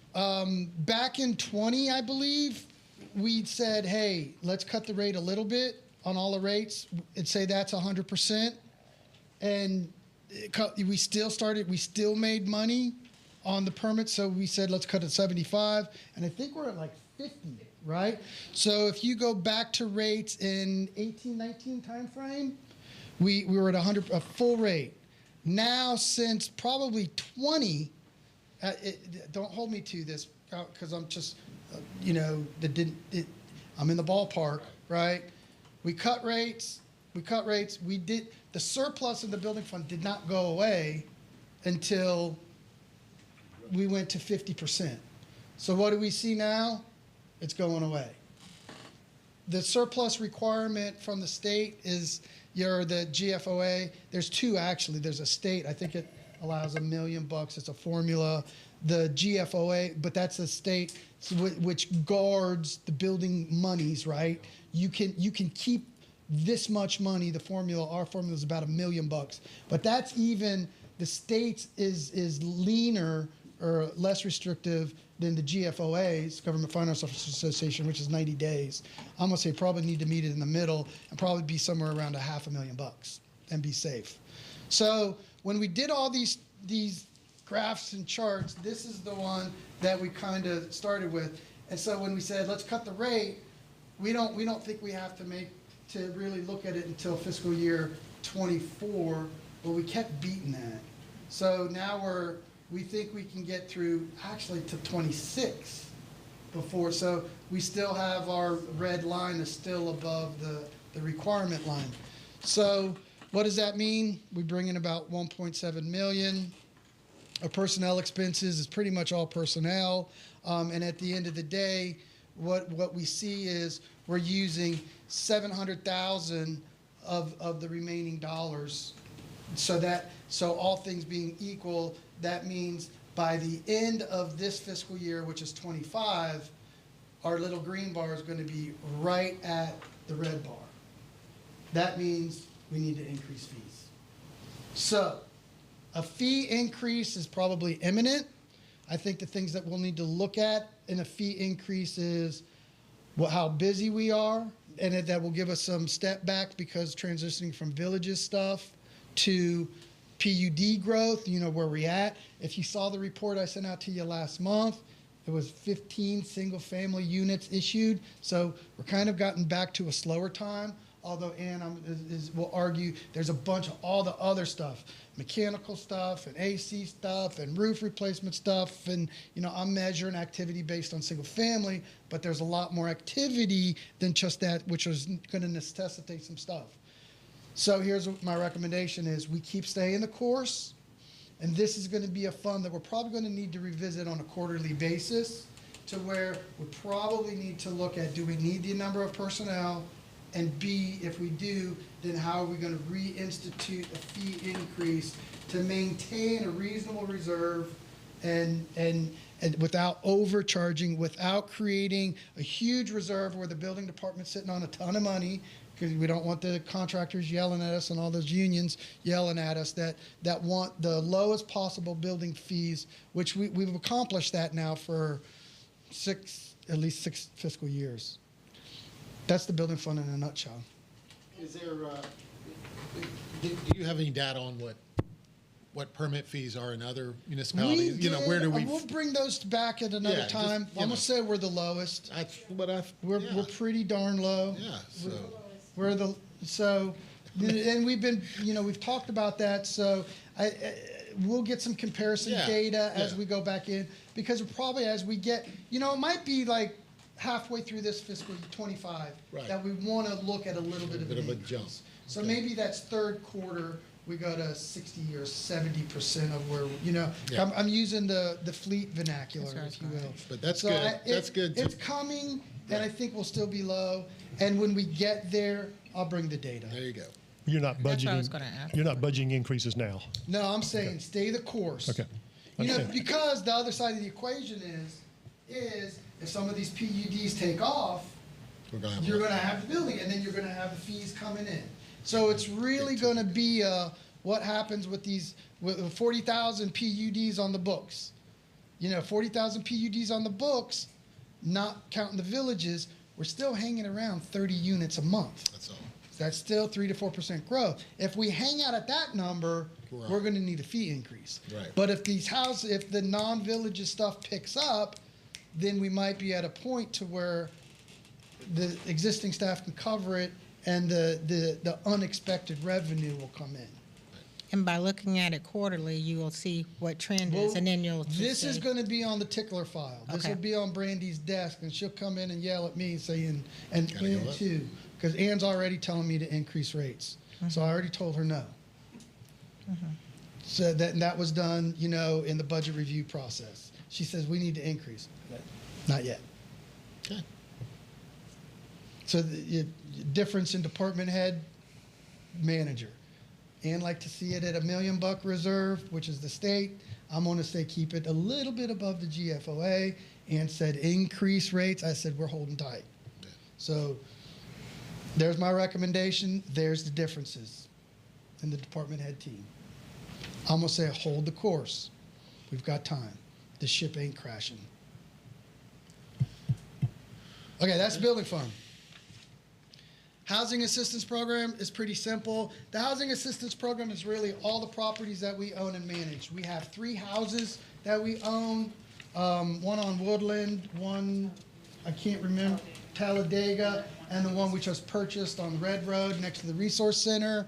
And then the Miss Paul Apartments, you put all the rents that we collect from those parties. The houses have contracts where we, I think, have a sale at the end of the term of those agreements. The Miss Paul are just rentals, so that we bring in about $162,000. We spend it on personnel and then operating, keeping everything shipshape. When do the houses transition? I mean, what to? I'll have to look into that. The Woodlawn one, I'm going to come back to you guys and recommend. I think it had 3 years left on the lease, but it needed some major repairs, which were in my spending authority that I authorized. I think it had a roof and AC issue. It had or maybe it had a roof and a sewer line issue, and it had an AC issue, but that was theirs to fix. But so I authorize go ahead and fix that. And in exchange for making that fix, I'm gonna come back and say, let's get out of this agreement quicker. Let that house go to that owner, and relax on some of the stuff. And it's kind of a quid pro quo for everybody. I will be back to you on that because those repairs aren't done yet. Okay, quick question. So if the house has those many issues, if a house has that many issues, you give it to not give it, it becomes the owner's home, then does that become a blight issue for the area? I mean, then will they end up We on the don't home want that to improvement? happen. Will that end up on the home We improvement don't want grant? that, it should not, okay? We don't want that to happen. The lease is contractual. The lease says you fix this, we fix that. Oh, okay. The Woodlawn resident said, you need to fix this, and we checked the lease, and they were right. We haven't had complaints from the other 2 houses. Well, actually, it would only be one other house. That's the We other know rentals. that before we lease out the one on Red Road, there's some improvements that we need to do. Just So curious. there's only one other house lease that's out there. Okay. Can we sell these assets or to an investor and get them off us? We could,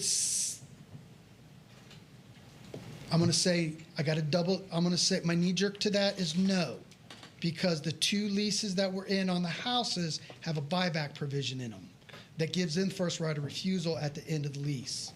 If they refused or they didn't want to release it or buy it, then we could. But each of those each of those two existing contracts are rent to own. And a portion of the rent actually is banked into a down payment on the purchase.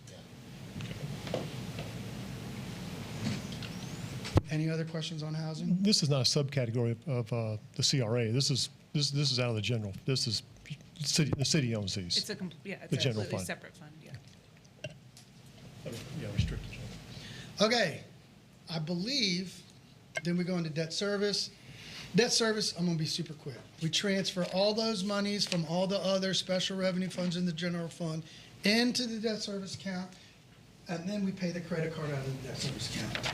It's totally an accounting fund, because that's how state statute says we have to do it.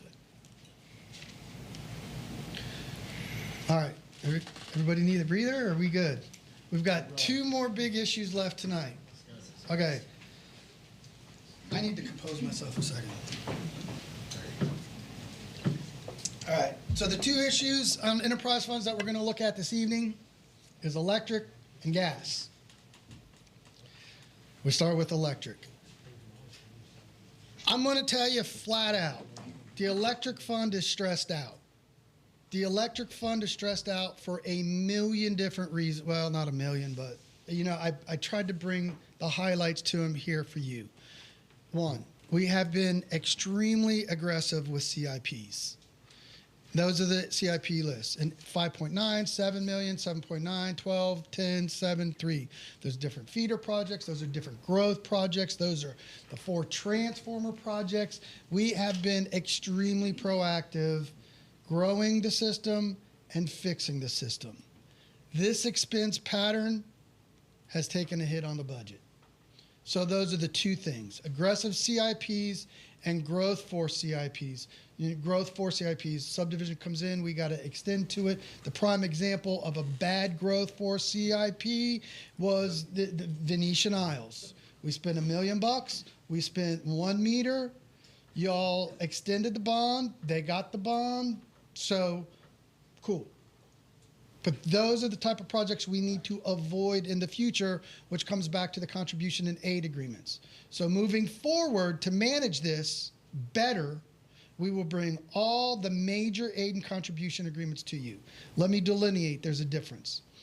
A subdivision, Arbor Park in Fruitland Park, is now on Brad's desk, putting together an aid and contribution.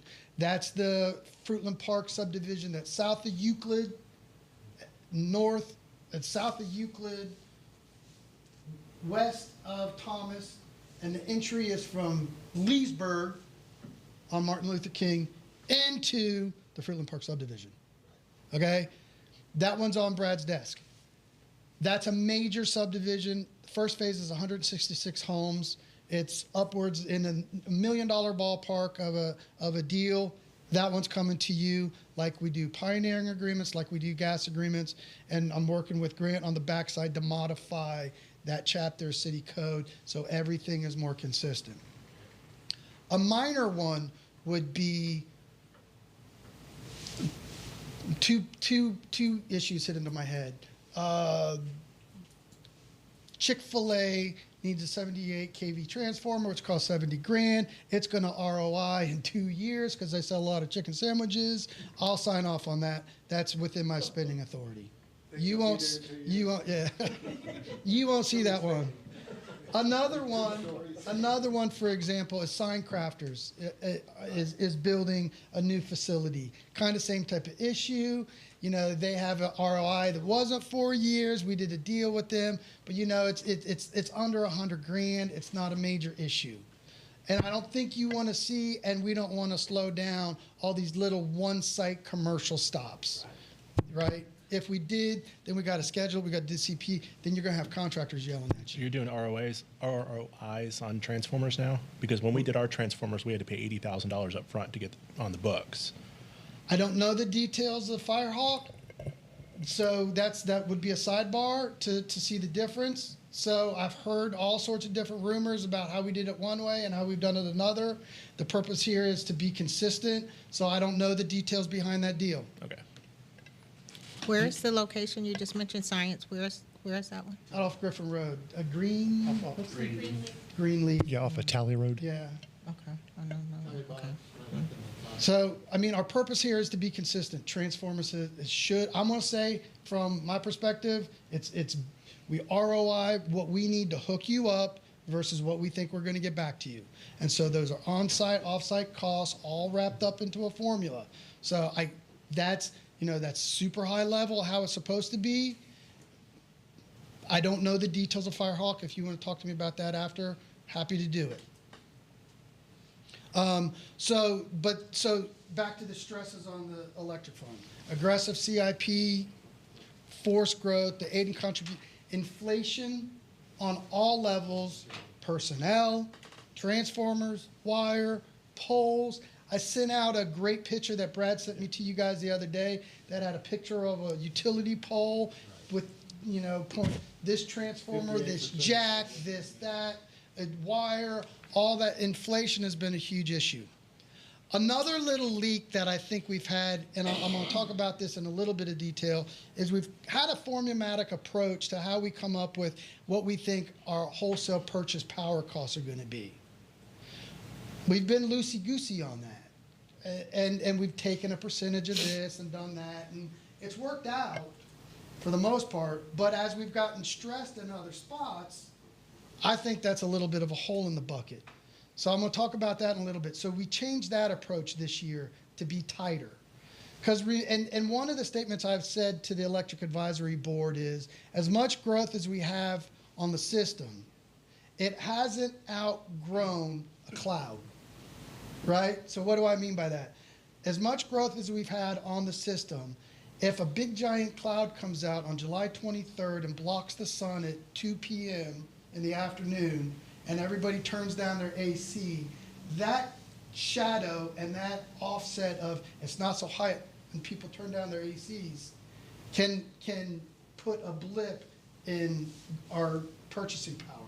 It could knock down our demand number, so then it could save $100,000, $200,000 in a $5 million bill. And that's enough that it affects where we're at. So we needed to get tighter on that number. The transfer to the general fund is a humongous issue. I can't underscore it enough this year. We are reducing the electric fund transfer from 3.2 million to 1.6. There's two reasons we're doing that. And we talked about this Thursday. It's going to get forced on us from the state legislature, and the electric fund can't afford it. So one way to not raise taxes, okay, we want to bring on a bunch of new officers, is transfer 3.2 million bucks. I'm gonna tell you, don't increase the transfer by that delta. It's 1.6 or something, because the electric fund doesn't have it. It doesn't have it this year. And at the 1.6 number, that represents the 6% thing. I won't go into all that. We talked about that on Tuesday. So the transfer needs to stay at 6% of the incorporated sales. Now, there's a whole nother thing I was going to go into you with about rolling out the transfer completely. I'm going to save you that speech. I don't think we're there yet, but the transfers, the general fund, electric to general fund transfer needs to stay down. So just to be sure I'm clear, the 6%, is that the 3.2 you referenced or the 1.6? No, the 6% reference is a franchise reference to 6% of incorporated electric sales equals $1.6 million. Okay, that's my question. Thank you. So it's a 6%, it would be a 6% franchise fee if we were a non-electric city, but what it actually equals is about a 2.8% transfer.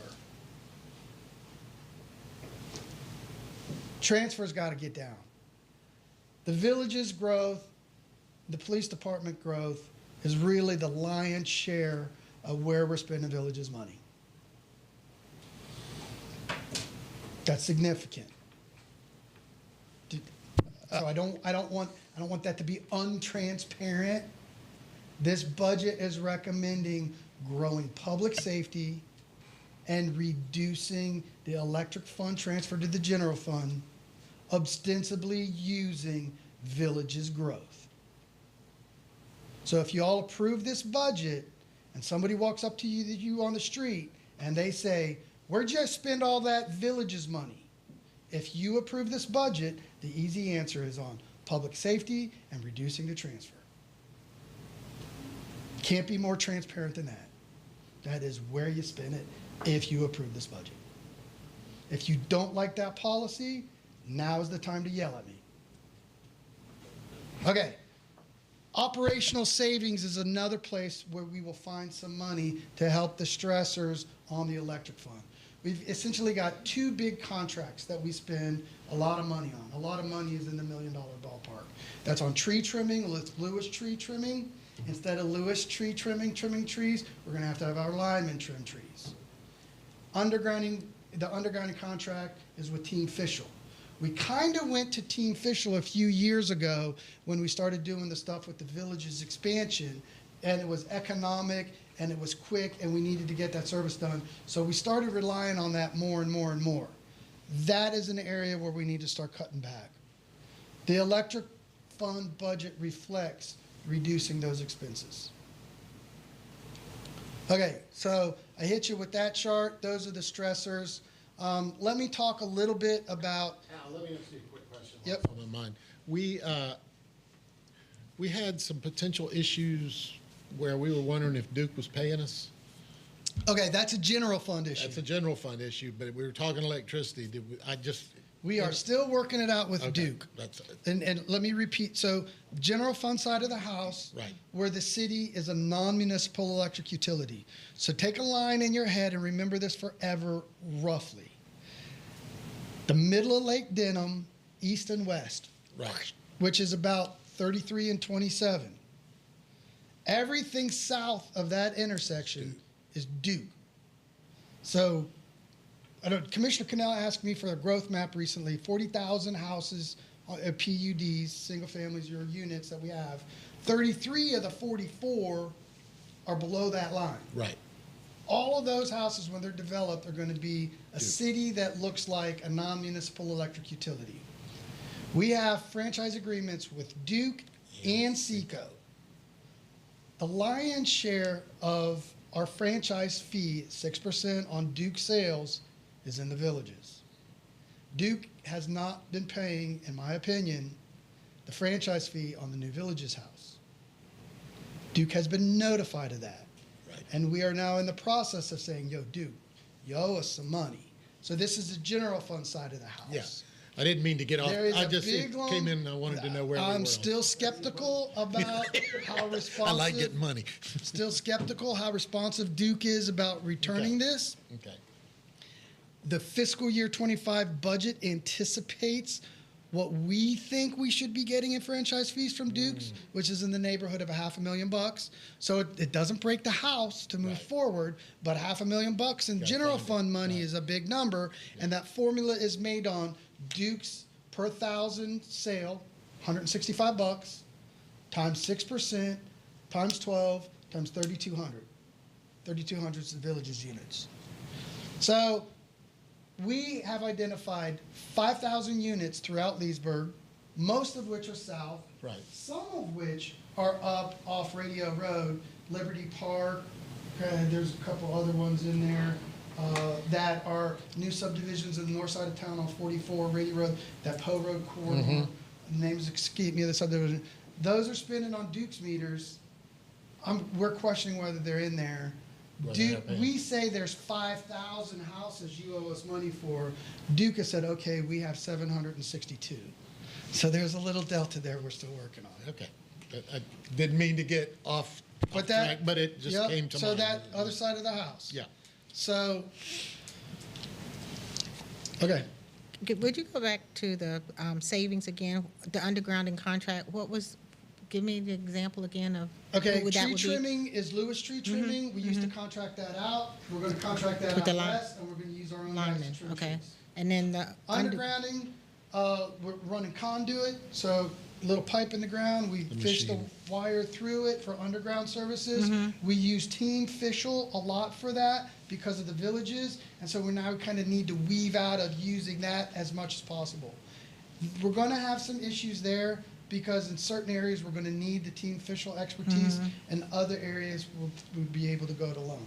Like, for example, the Arbor Park and Fruitland Park is a good example of where we think we can put some of that in ourselves because it's wide open and we're not boring and, you know, it's Nothing out there, easy. right. But in other corridors where there's tighter windows and you don't want to rip things open to throw a piece of pipe in the ground, then you need some, you know, tapping and boring equipment that we don't have.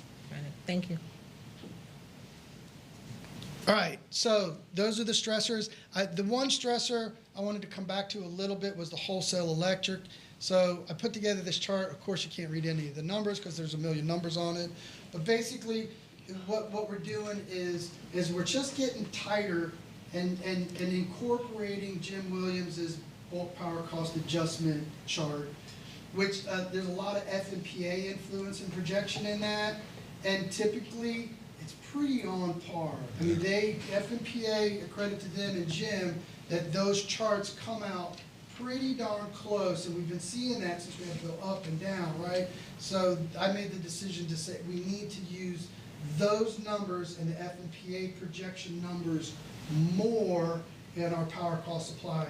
So long story short, what we do is we anticipate 525 million kilowatt sales. At that number is 0.08196 cents. So in power supply talk, that's $80 a megawatt. So we buy it for 8 cents a kilowatt or $80 a megawatt, and then we turn around and on average we sell it for 13.5 cents.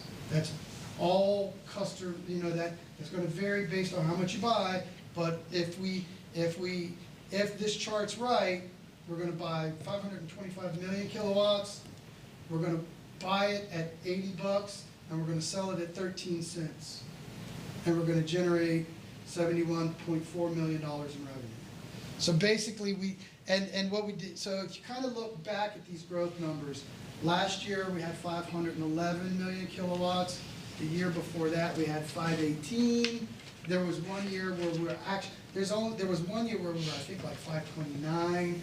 So some of the numbers that we had in there based on a percentage of cost of power to revenue, I didn't feel comfortable using that percentage, and I wanted to drill it down a little more. So it actually put a little more stress on the electric fund. So, right, the more you buy it for, the less you have to spend. And this fashion did that. It brought up kind of this number down here where it says 60%. I think our number here, you know, so 60%, that means you got 40% to spend on other stuff. I think our number this year was 62.5, so that only means we've got 37.5% to spend anywhere. And in electric money, that 2.5% is a lot of money. So we changed it up a little bit this year. Okay.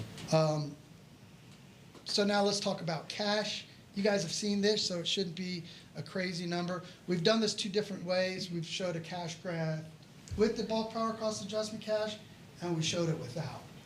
One of the things that we changed was when we were losing money and under recovering during the bad time when gas went crazy, you know, it didn't look too bad because the BCPA was married into this chart. So we looked, and then all of a sudden it was like, holy cow.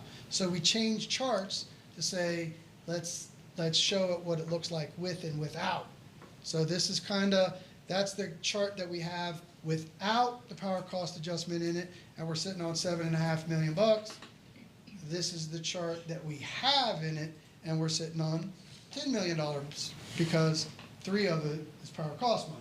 So full disclosure, difference in management styles, Brandy likes this chart. Brandy likes this chart because it shows how much money we got. I don't like this chart because it doesn't show power cost money, which is important. So we use this chart because it shows both. It shows total money, which makes us look a little bit better, but remember, 3 million of that is power cost money. So that's an earmark revenue. So I'm gonna say, yeah, we meet GFOA, right? So this is the one we want to show the bond. When the bond rating people come and show us that, oh, we're meeting our GFOA requirement, this is the one we show Brad and say, quit spending money. Okay, so that's where we're at. You know, long story short, that goes, I skipped over that because that was another kind of power supply chart number, which I showed you already. Electric transfer number, so you see the big dink. We're taking a big bite out of the transfer. And then right now, here's what I'm telling you. A rate increase in the electric fund is inevitable. The investor-owned utilities are going back to the Public Service Commission and asking for more money. The Public Service Commission hasn't approved it, but all these stressors that we're feeling, they are too, on an even bigger level. So a rate increase in the electric fund is inevitable. It might even be something where we want to come back to you this year and say, we need the money. I don't want to do it at the beginning of the year, because if everything is right and all our projections are right, we're going to grow by the depreciation number, which is $3 million. So if everything is a vacuum and we guess totally right, this number, this goes from 10 to 13. So yay, that's good. Yeah. I'd like to see this number sitting around 15. That's good for two reasons. Gives us some breathing room, unexpected issues, storms, and it's good for the bond rating. I don't think it needs to be back where it used to be, here, where we're sitting on a lot of money. Yeah. But it needs to be, I'd like to see the electric fund a little bit above the 90-day requirement. It sure came in handy when natural gas went up threefold. Well, it did, because it did, well, so that's where you see this, right? So you see this fall off, Right. and you see, you know, so we dipped into the pocket here where you saw that come out. So what we haven't, part of the alarming, a little alarming, where now those other stressors are adding in that we didn't have here. So we got hit by two things, in you know, in the COVID time period. We got hit with crazy inflation, and we got hit with gas went up. So while we've recovered better, we haven't recovered as much because I think of those inflationary things. So that's why at the end of the day, you know, reduction in transfer, we've got to watch this. And, you know, back to, you know, our rate is pretty competitive right now in our region. So a rate increase is inevitable, probably in the neighborhood of 5 to 10%. Maybe we need to do that incrementally. I think you need to move off into the fiscal year watching it. So kind of like this, actually this I'm going to be watching closer to the building department. So right on our desk is, we've got to watch the building department cash, we've got to watch the electric fund cash. I don't think those are bad things, I think that's what you pay us for. So I'm not going to say rate increase yet, but I think it's inevitable. Okay, so now all the breakdown. Where are we spending the money? 16 million, that's actually a decrease in power costs, so that's a big decrease because we're back to buying gas, 350, 352-ish, and it's hedged, where, you know, when we had those other years where we spent, I think that one year we ended up at 75 million. Well, there's, you know, 4 months in there where we're buying gas at like 10, 15 bucks, right? So now we've hedged it. FMPA has done actually a really good job to get back to 80 bucks a megawatt for us. There's 170,000 that increase, you know, for insurance costs. There's the district personnel costs. There's the $1 million decrease there. So even in depreciation, we shorted depreciation a little bit, and then some capital issues there. To break it down kind of in all the departments, there's your bonds. That's the whole department there, 72 million bucks. St. Lucie, these are your two power purchasing issues. The administration, Brad and his team, job distribution, smart grid. While I'm on the smart grid, remember, this is the big number that's just completely associated with GE. Brad, Tino, and team, we are now under a significant review of the GE contract, which is set to expire December 31st, 2016. So we're already looking at ways to replace this. Maybe there's opportunity that number comes down a little bit. Did I say the wrong number? 26. December 31, 26. Yeah. What did I say? You said 16. Okay, I was wondering. Okay, I Set went to backward. expire. And it's set to expire December 31st, end of 26. There we go. So we're, maybe, just maybe we can get this number down. This is kind of the big number because back in the day, we read a meter for 75 cents. Now we read a meter for about $4 a month. So I think if we stay at a new contract at that number, we've done good. If we can hammer that down, great. I'll be reporting more frequently, probably into the fall on that. The capital projects are set at about $3.2 million. Super brief on that. Basically I have the three-legged stool: things we want to fix, things we have to fix, and growth-related fixes. The only thing in here on thing we want to fix is $1.2 million for a new transformer at the North Substation. North Substation's off Radio Road, serves Fruitland Park, serves the villages. That transformer is probably going to be closer to $2 million, but it's going to take us a couple years to get that online. So we'll reserve this money, and then next year we'll come back to you probably and ask for another 800 grand. So the other $2 million is stocking up for things that we need to fix because it's storm related or growth related, plus our inventory. So our inventory expense isn't in here, but we're sitting on a pretty good inventory right now. So I feel comfortable that this $3.2 million, Brad's, another full disclosure, Brad's squealing like a pig. Brad is in my office saying, raise rates. I'm saying the way we spent in the past was unsustainable.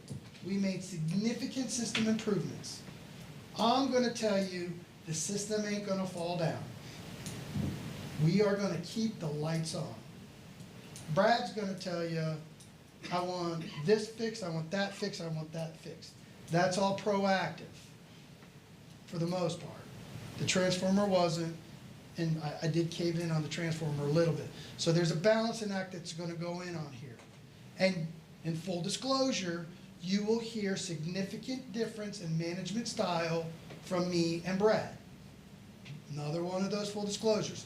If you grab Brad and after the meeting and you talk to Brad and say, what's Minard doing to you? He's going to say, he's killing me. I need to fix this, I need to fix this, I need to fix that. I'm going to tell you, I hear you. Keep the lights on. Our priorities need to be keep the lights on, work safe, and keep the rate down. That is the differentiation between a general manager and a department head. If you all think I'm being too tight, you need to let me know.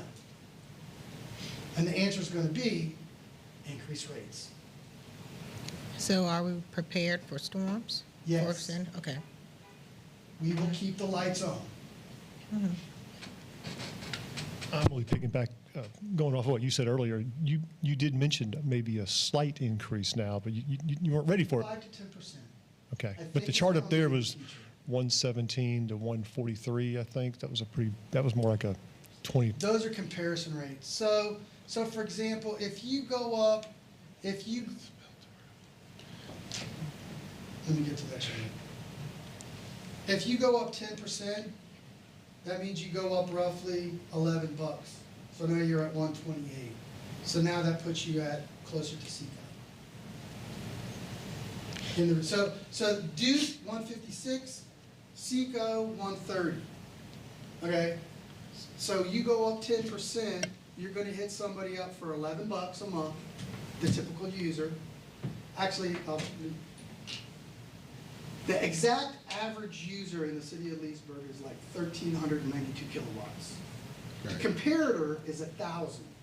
I think the number is 35% of our customers are residential customers who spend 1,000 or less.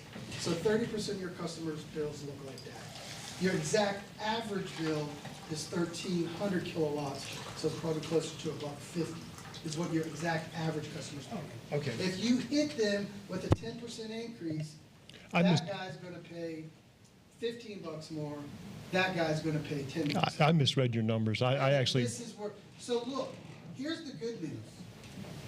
If you all wanna raise the rate 10%, Brad will dance a jig. Promise. I sell Brad will- tickets. Brad will dance a jig. On average, 10 times 12, you're gonna hit the average user for $120. And you'll have an extra $6 million ish. And Brad will breathe. And you have the room to do it. My priorities I'm recommending to you: keep the lights on, work safe, keep the rate down. Yeah. If our numbers start sliding, I'll be back to you. Right. If we don't hit the marks that we need to see, and this number starts going down, or we get hit with a storm. Remember, Brad used to be sitting on this. These aren't Brad issues. I'm just speaking so that it's relatable. We used to sit on inventories pre-COVID of $3 million in the warehouse. Right. Didn't know what. We sit on inventories now of $10 million in the warehouse. Menor, why? Because we couldn't get stuff. Right. So we stocked up. So I'm suggesting to you that we keep the lights on. So if cash starts to leak, cash starts dribbling off, inventories start going down, Brad starts yelling even more than he's yelling at me, I'll be back saying we need a rate increase. And we'll do that in time that we can notify people. It'll probably be a 90-day or 60-day leeway, and it'll be in the neighborhood of 5 or 10%, or maybe it'll be incremental steps. But we'll watch that. I don't think this year, I was very particular about keeping the same millage rate, which is a tax increase, and not wanting to hit folks with a tax increase, an electric increase. You know, the other utilities are going up the standard CPI, except for electric, which we've done consistently, but it didn't want to hit a bunch of people with a bunch of different increases. Just a little question. You know, how's Mount Dora do it for? I mean, that's a significant difference. Okay, I'm just what going to is be the? super quick on Mount Dora. Yeah. Mount Dora there's 48 municipal electric utilities. There's 13 of those 48 municipal electric utilities in the all requirement projects. There is a handful of cities who are kind of free floating and have short-term contracts. Mount Dora is one of them. And so they're able to buy lower energy on kind of on a spot market versus us, you know, where we joke we're in the Hotel California, you know, with the All Requirements project. The difference is when you're in a long-term contract, in a conglomerate contract like the All Requirements project, you share the ups and downs with 13 other communities. Right. So you don't see higher increases, but you don't feel lower increases. And the market has been in a spot where capacity has been on sale.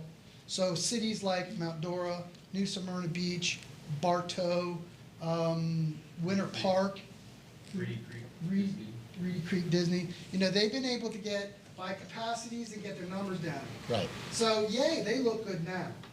As capacities go away and they need to start leaking into long-term contracts like we're already in, their number will start looking more like ours or go above ours. So That explains it. You know, because that's the ultimate what we hear there's, locally. like I said, is, those cities you know, we just threw out there, Yeah. Mount Dora, Bartow, New Smyrna, those guys, they got got lucky.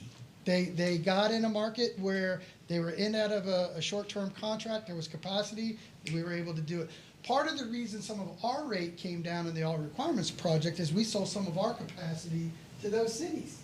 So that actually brought us down from like $85 to $80. You know, I'm throwing numbers out, but just to give you the feel for it. But our capacities are running out in the All Requirements project.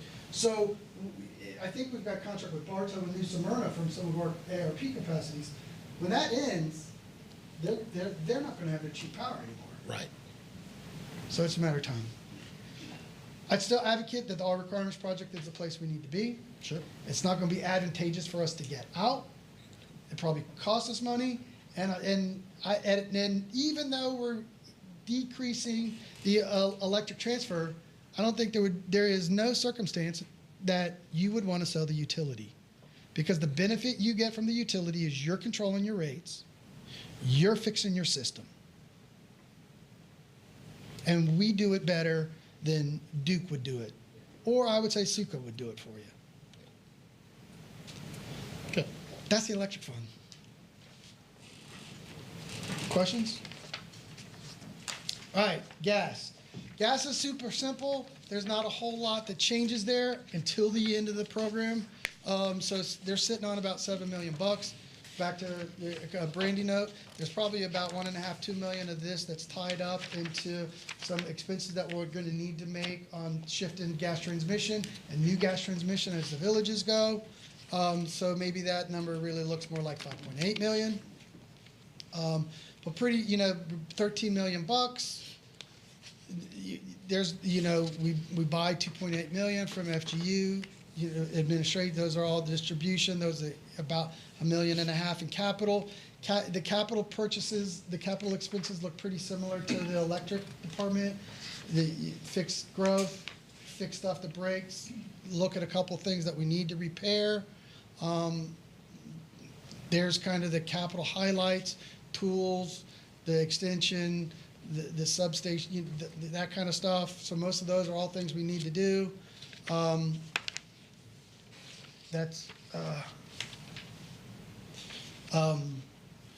this is my big chart. This is my. So I told you at the start of the program there are two big surprises for you.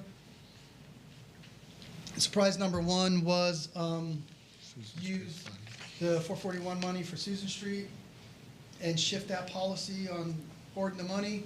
And the next kind of, maybe, I hope this isn't too much of a surprise, is we really need to relocate the gas department out of downtown. I've been holding off on this. Bob will probably, if you corner Bob in the corner, he's going to yell at you and said, Minter said he was going to do this last fiscal year and never did. Minter said he was going to get the bathroom, killed the bathroom job because he needed to, because he was going to do that. I never did it. The reason I didn't do it was I anticipated that I was going to get a sales contract on the purchase of the gas properties. That sales contract has not come. It may not, but now I'm at the point to where I don't know if that's coming or not. I thought that that would be the catalyst for this discussion. So now the start of a new fiscal year is the catalyst of the discussion. The discussion is we need to relocate the gas department from their downtown facilities. And we need to relocate the gas department for these reasons. They have outgrown their facilities. They've outgrown their facilities because of growth, and primarily villages growth. They've outgrown their facilities because they're old and dilapidated and they're poor working conditions. They need to relocate their facilities because Andy shares a space with them over there, a big space where she keeps all the city records. That roof is leaking, and Andy needs a larger facility.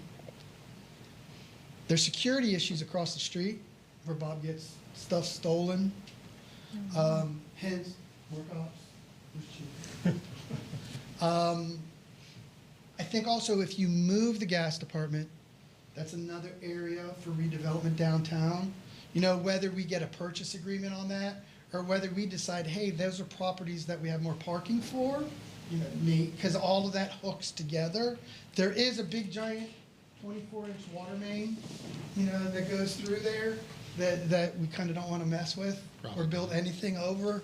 But there's some redevelopment opportunities on that property, whether we have option to sell it to somebody or whether we keep it ourselves and use it for something different.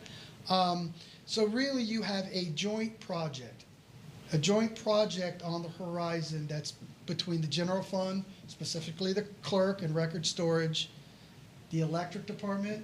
They need more area. And oh, by the way, we have that little facility we bought a couple years ago, which is nestled right into the electric department, which is the old Eagles KLP building. or whatever. So the concept would be refurbish the old Eagle. Is it the Eagles? Where? Or Knights of Columbus. Knights of Columbus. Knights of Columbus. Where on Griffin Road? Where is it? It's across the street from Carver Middle. The Public Works horseshoes around it, or did. It's right next to the fire station. So they're outgrowing their To the facility, left or but to the right, if you're On the facing north it? side. Right, closer to the resource, there. I mean, to the gymnasium. Oh, to the teen center, Yeah. that Yeah, little we building. were gonna have the teen center there. That was one Across the idea. street diagonally from the teen Yeah, center. Boys and Girls Club ran it for a couple of Yeah, years yeah, it during was transition. that if they're outgrowing their current facility, the Knight of Columbus building is smaller than their current I was gonna facility. say, will that fit? No, the Knights of Columbus, well, so there's two parts to the concept. And then- There's the Knights of Columbus building, which we can re-subdivide and house people. But then they need a storage facility. So we need to build storage, so the Knights of Columbus becomes administrative office. And then we need storage facilities for trucks, equipment, Andy's stuff. And so we marry a storage facility with Andy's facility, the storage we need for gas, and the storage that electric needs as So well. it's all one So it's compound. all married now in that compound. So that fence kind of does a jag, right? And there's that notch, which is the Knights. So that fence moves to the front, and then the back of the facility, we start building some facilities. I think that number's honestly low, $1 million, but I think that's kind of where you start. And so we need to get it designed. We've got some nice pencil renditions of stuff we need to do, but we need to kind of get the project off the drawing board and concept board, put some money at it so we can bring in the professional assistance that we need to get it planned. So I would start at that $1 million number. So where would I go grab? There's two places to grab it. American Recovery money. So where do you have American Recovery money? If you cancel the slips. That's the $1 million. That's the $1 million. It's actually $850 because we've spent $150 on it on design for the marina and the building. But if you don't build the slips, then you have the $850, you can go somewhere else. If you don't do that, so I like that concept for the reason that it's American Recovery money, it's grant money, it's a joint project between 3 different funds, and instead of electric paying for it, instead of the general fund paying for it, instead of gas paying for it, you got a big chunk of grant money that's paying for it. I don't like it because that is, it's slips that you don't have, and that slips, it was I think it was like a 9 or 8.7 ROI, where the general fund could get an extra $100,000. But then there's also the argument of do we really want to be in the slip business? Do we want to compete with that market? Travis is convinced, I don't know, Travis is convinced that we build 42 slips, we're going to fill them. Did we not do a study and do all that? And We didn't do a study. or like we put it out there to see if they would fill up, like a wait list? I think we did the wait list, and we got people on the wait Yeah, and list. it filled the wait list up for those slips. So they're, right. It's 42. So that's the trade-off. Not do slips, shift the money over, or make gas pay for it and use cash reserve. But So- we need to be proactive about this facility. Okay, so the marina was 2 things, right? Slips Slips was in $1 the million, and the building. $1 million. So if the slips is gonna make me money, what's the building gonna make me? The building's not gonna make you anything. The building. So why wouldn't we consider putting that portion off and building the slips and getting the $1 million from, I mean, I don't I don't have issue with any way you go. I'm just My saying the preferred- slips are gonna make me a little money. My preferred method is to use the grant money Yeah, to help subsidize our rates I understand. But, on the electric side and the gas side. but can you use, And I think the general fund can give up $100 grand. I mean, that's a big number for the general fund. I get it. So, but here's the bottom line. The bottom line is we need to do something with that facility, and it's either going to be tapping cash from gas, which it can absorb it, or the grant. is it enough space for it? I'm trying to picture it. Yes. So how far It's back enough does it space. go It, behind it? it goes all the way back to Corrine Williams Park. Wow. Yeah. I'll bring you a picture on Thursday. Okay. There you go. I'm just, okay. It's got, the building has got enough space, but, so we've got to spend money on design, and the design covers the rehabilitation of the building and the other storage facilities that we would need to put right next to the building. We don't get the WIC building. That's not, Yeah, that's there's next the to WIC it. That's building what I'm and then saying. there's the Knights. The food stamps building, that's what I keep thinking. No, it's further, it's the next building over. side of the road. The WIC building, the white building next to the. So the WIC American building is building. on the north side of Griffin, right there at Red Raider Road, where it Right. comes into Griffin, is the first building. And then the next And building then is the next building was that Knights of Columbus, or Yeah. I think it's Knights of Columbus. It was Yes. a service And it- group, and that's it where goes we far were, back. Okay, where we were trying to do the, Everything would basically be centered around the nice building. Okay. So it wouldn't go all the way back. There's enough space there. okay. We need to shuffle the deck. right, And it's gonna be Right, a I look- lot it- cheaper going there then buying. than property. buying property and, Right. finding that location and putting a property expense in a spot that's centrally located for gas. Because remember, so you're moving gas from downtown to Griffin, and they still gotta get out to the villages and all different spots. So, you're not, so the concept of using the existing property inventory will reduce our building costs. Yes. And so the location is the right location. I think that's a, We just gotta find the money to do it. and Yeah, we gotta freeing get up the the American space community. downtown is what's equally important for better usage than having a utility located in the middle of your downtown.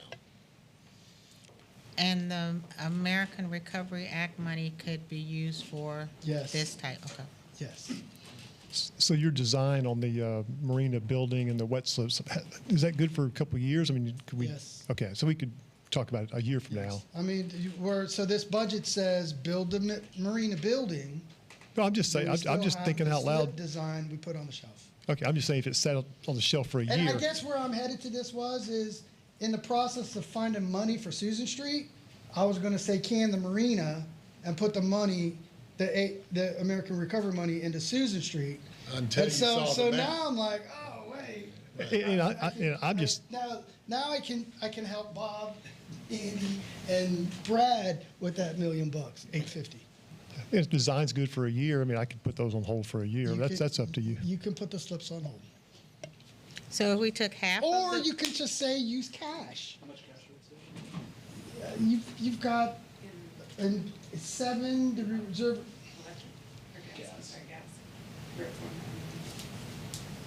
We got 7. You got 7, like you're sitting on 5.5, so you probably have about, no, probably can, so Brandy's gonna tell you $1.5 million or so in cash that you can whittle down. If $1 million's not enough, I'm gonna be coming back to you and saying we need cash anyway. We won't need that much, so it's a big chunk. I would like to keep the cash in the gas, electric, For and rainy funds for rainy day. That will help us keep our rates down. Yes. And I think that overweighs the revenue that you're giving up in the general fund. could we take half of the cash, some of the cash and some of the American Recovery? Yes. And then that way, You could. we could use money elsewhere? Yes.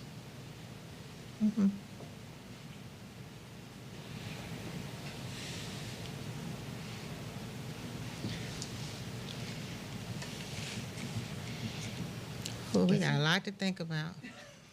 Yeah. My head hurts. So, on Thursday, we're gonna come back to you. We're gonna throw you some pictures of Cover Heights. We owe you a picture of this Susan Street concept. is, yeah. We'll remind you of the pending decisions, and then we'll move off into the other funds, which is water, sewer, solid waste, airport, stormwater, health, Norcom, and then we'll finish. Okay. I did have a question, it's not budget related, but with water. I'd asked last night about the boil water for South Leesburg, and I never heard back. I mean, what areas does it affect? In the boil water, I'm doing it off the top of my head, Commissioner. And when you asked me last night about the question, we started off in electric. So I was in electric land, which is why you got the response you got. And I didn't connect an immediate, because we started off that conversation, we went down that road with, and I'll answer your question. It was a response time and informational system on electric. So I was totally in electric land, and didn't even dawn on me, correctly or incorrectly, that we do have response issues significantly less on water and sewer side. So I didn't realize you were going down a water sewer side based on that water outage of yesterday. So it's an 8-inch main. I think the exact location of the main break was in Highland Lakes. I assumed it only affected Highland Lakes. I asked Cliff how we disseminated the boil water notice because we got immediate inquiry. So he sent me the boil water notice. The boil water notice said that we sent out to the public. It affected Highland Lakes, Arlington Ridge, and I think Legacy. I think that's what it said on the boil I think water. it's at Windsong also. And I think Windsong was in. Yes. So it affected South Leesburg. So when Cliff talked to me about it the day it happened, he said we had a water leak in Highlands Lake. I took it if we had a water leak in Highland Lake. Okay, and then he sent me the boil water notice. And so when I asked you where it's affected, so we followed FDEP procedures. We think we got everybody notified the old-fashioned way. How's that? We got the boil water notices out. You found out about the leak. You might have found out by the HOA, but we got a boil water notice out to the affected people.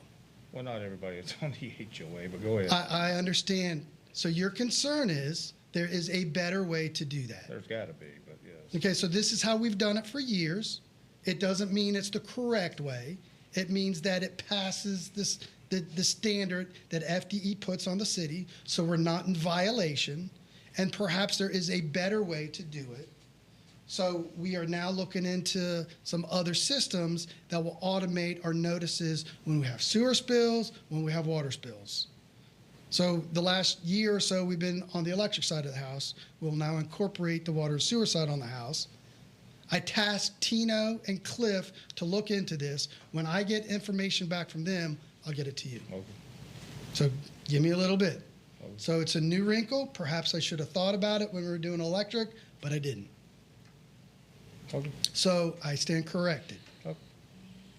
Like I said, the main thing was last night you were thinking it didn't affect those areas, but I mean, that's. Everything I say, I stand by, and I stand corrected from my initial response last night, Commissioner. Okay, okay. Thank you. Other questions for Al? We can adjourn. Thank you. Good job, Brandon, both of Got a you. motion to adjourn? Well, we got a question. I had a Did question. you have a question? There you go. We have no room to add anything else into the budget. No, I bring it take on. What? This is the time to That's share what I your was thinking. thoughts. I mean, I know it's been I a know. long evening, but this is I'm back to downtown CRA first. okay. The notices are signs to say what businesses are down off of Main Street, the wayfindings, Yes. wayfindings. That's one. And two, for the other, for the CRA block on the east side past Pine, software to detect gunshots to notify the police right away. Shot spotter, thank you. What Okay. is that? Oh, it Robert, is? I'm gonna put you with Joe to look into the spot. My official report is it's a lot of money. Okay. Most of these. Is that the only most of one? these Is that the softwares- only, that's the most of only these software? softwares There's are. a few. Well, there's actually some alternatives that work with some camera systems as well, and I will get you a full detailed report on that. Okay, so we'll look into that. We'll come back to you with a report before the budget's adopted. So give us a couple weeks on that. The wayfinding signs. Let's talk about the wayfinding signs a little bit. And it was actually, had a citizen request about this. And Sandy Moore visited me from the chamber today about this. So let's talk about this. I'm going to recommend strongly to the commission that wayfinding signs have two purposes: a public purpose and a private purpose.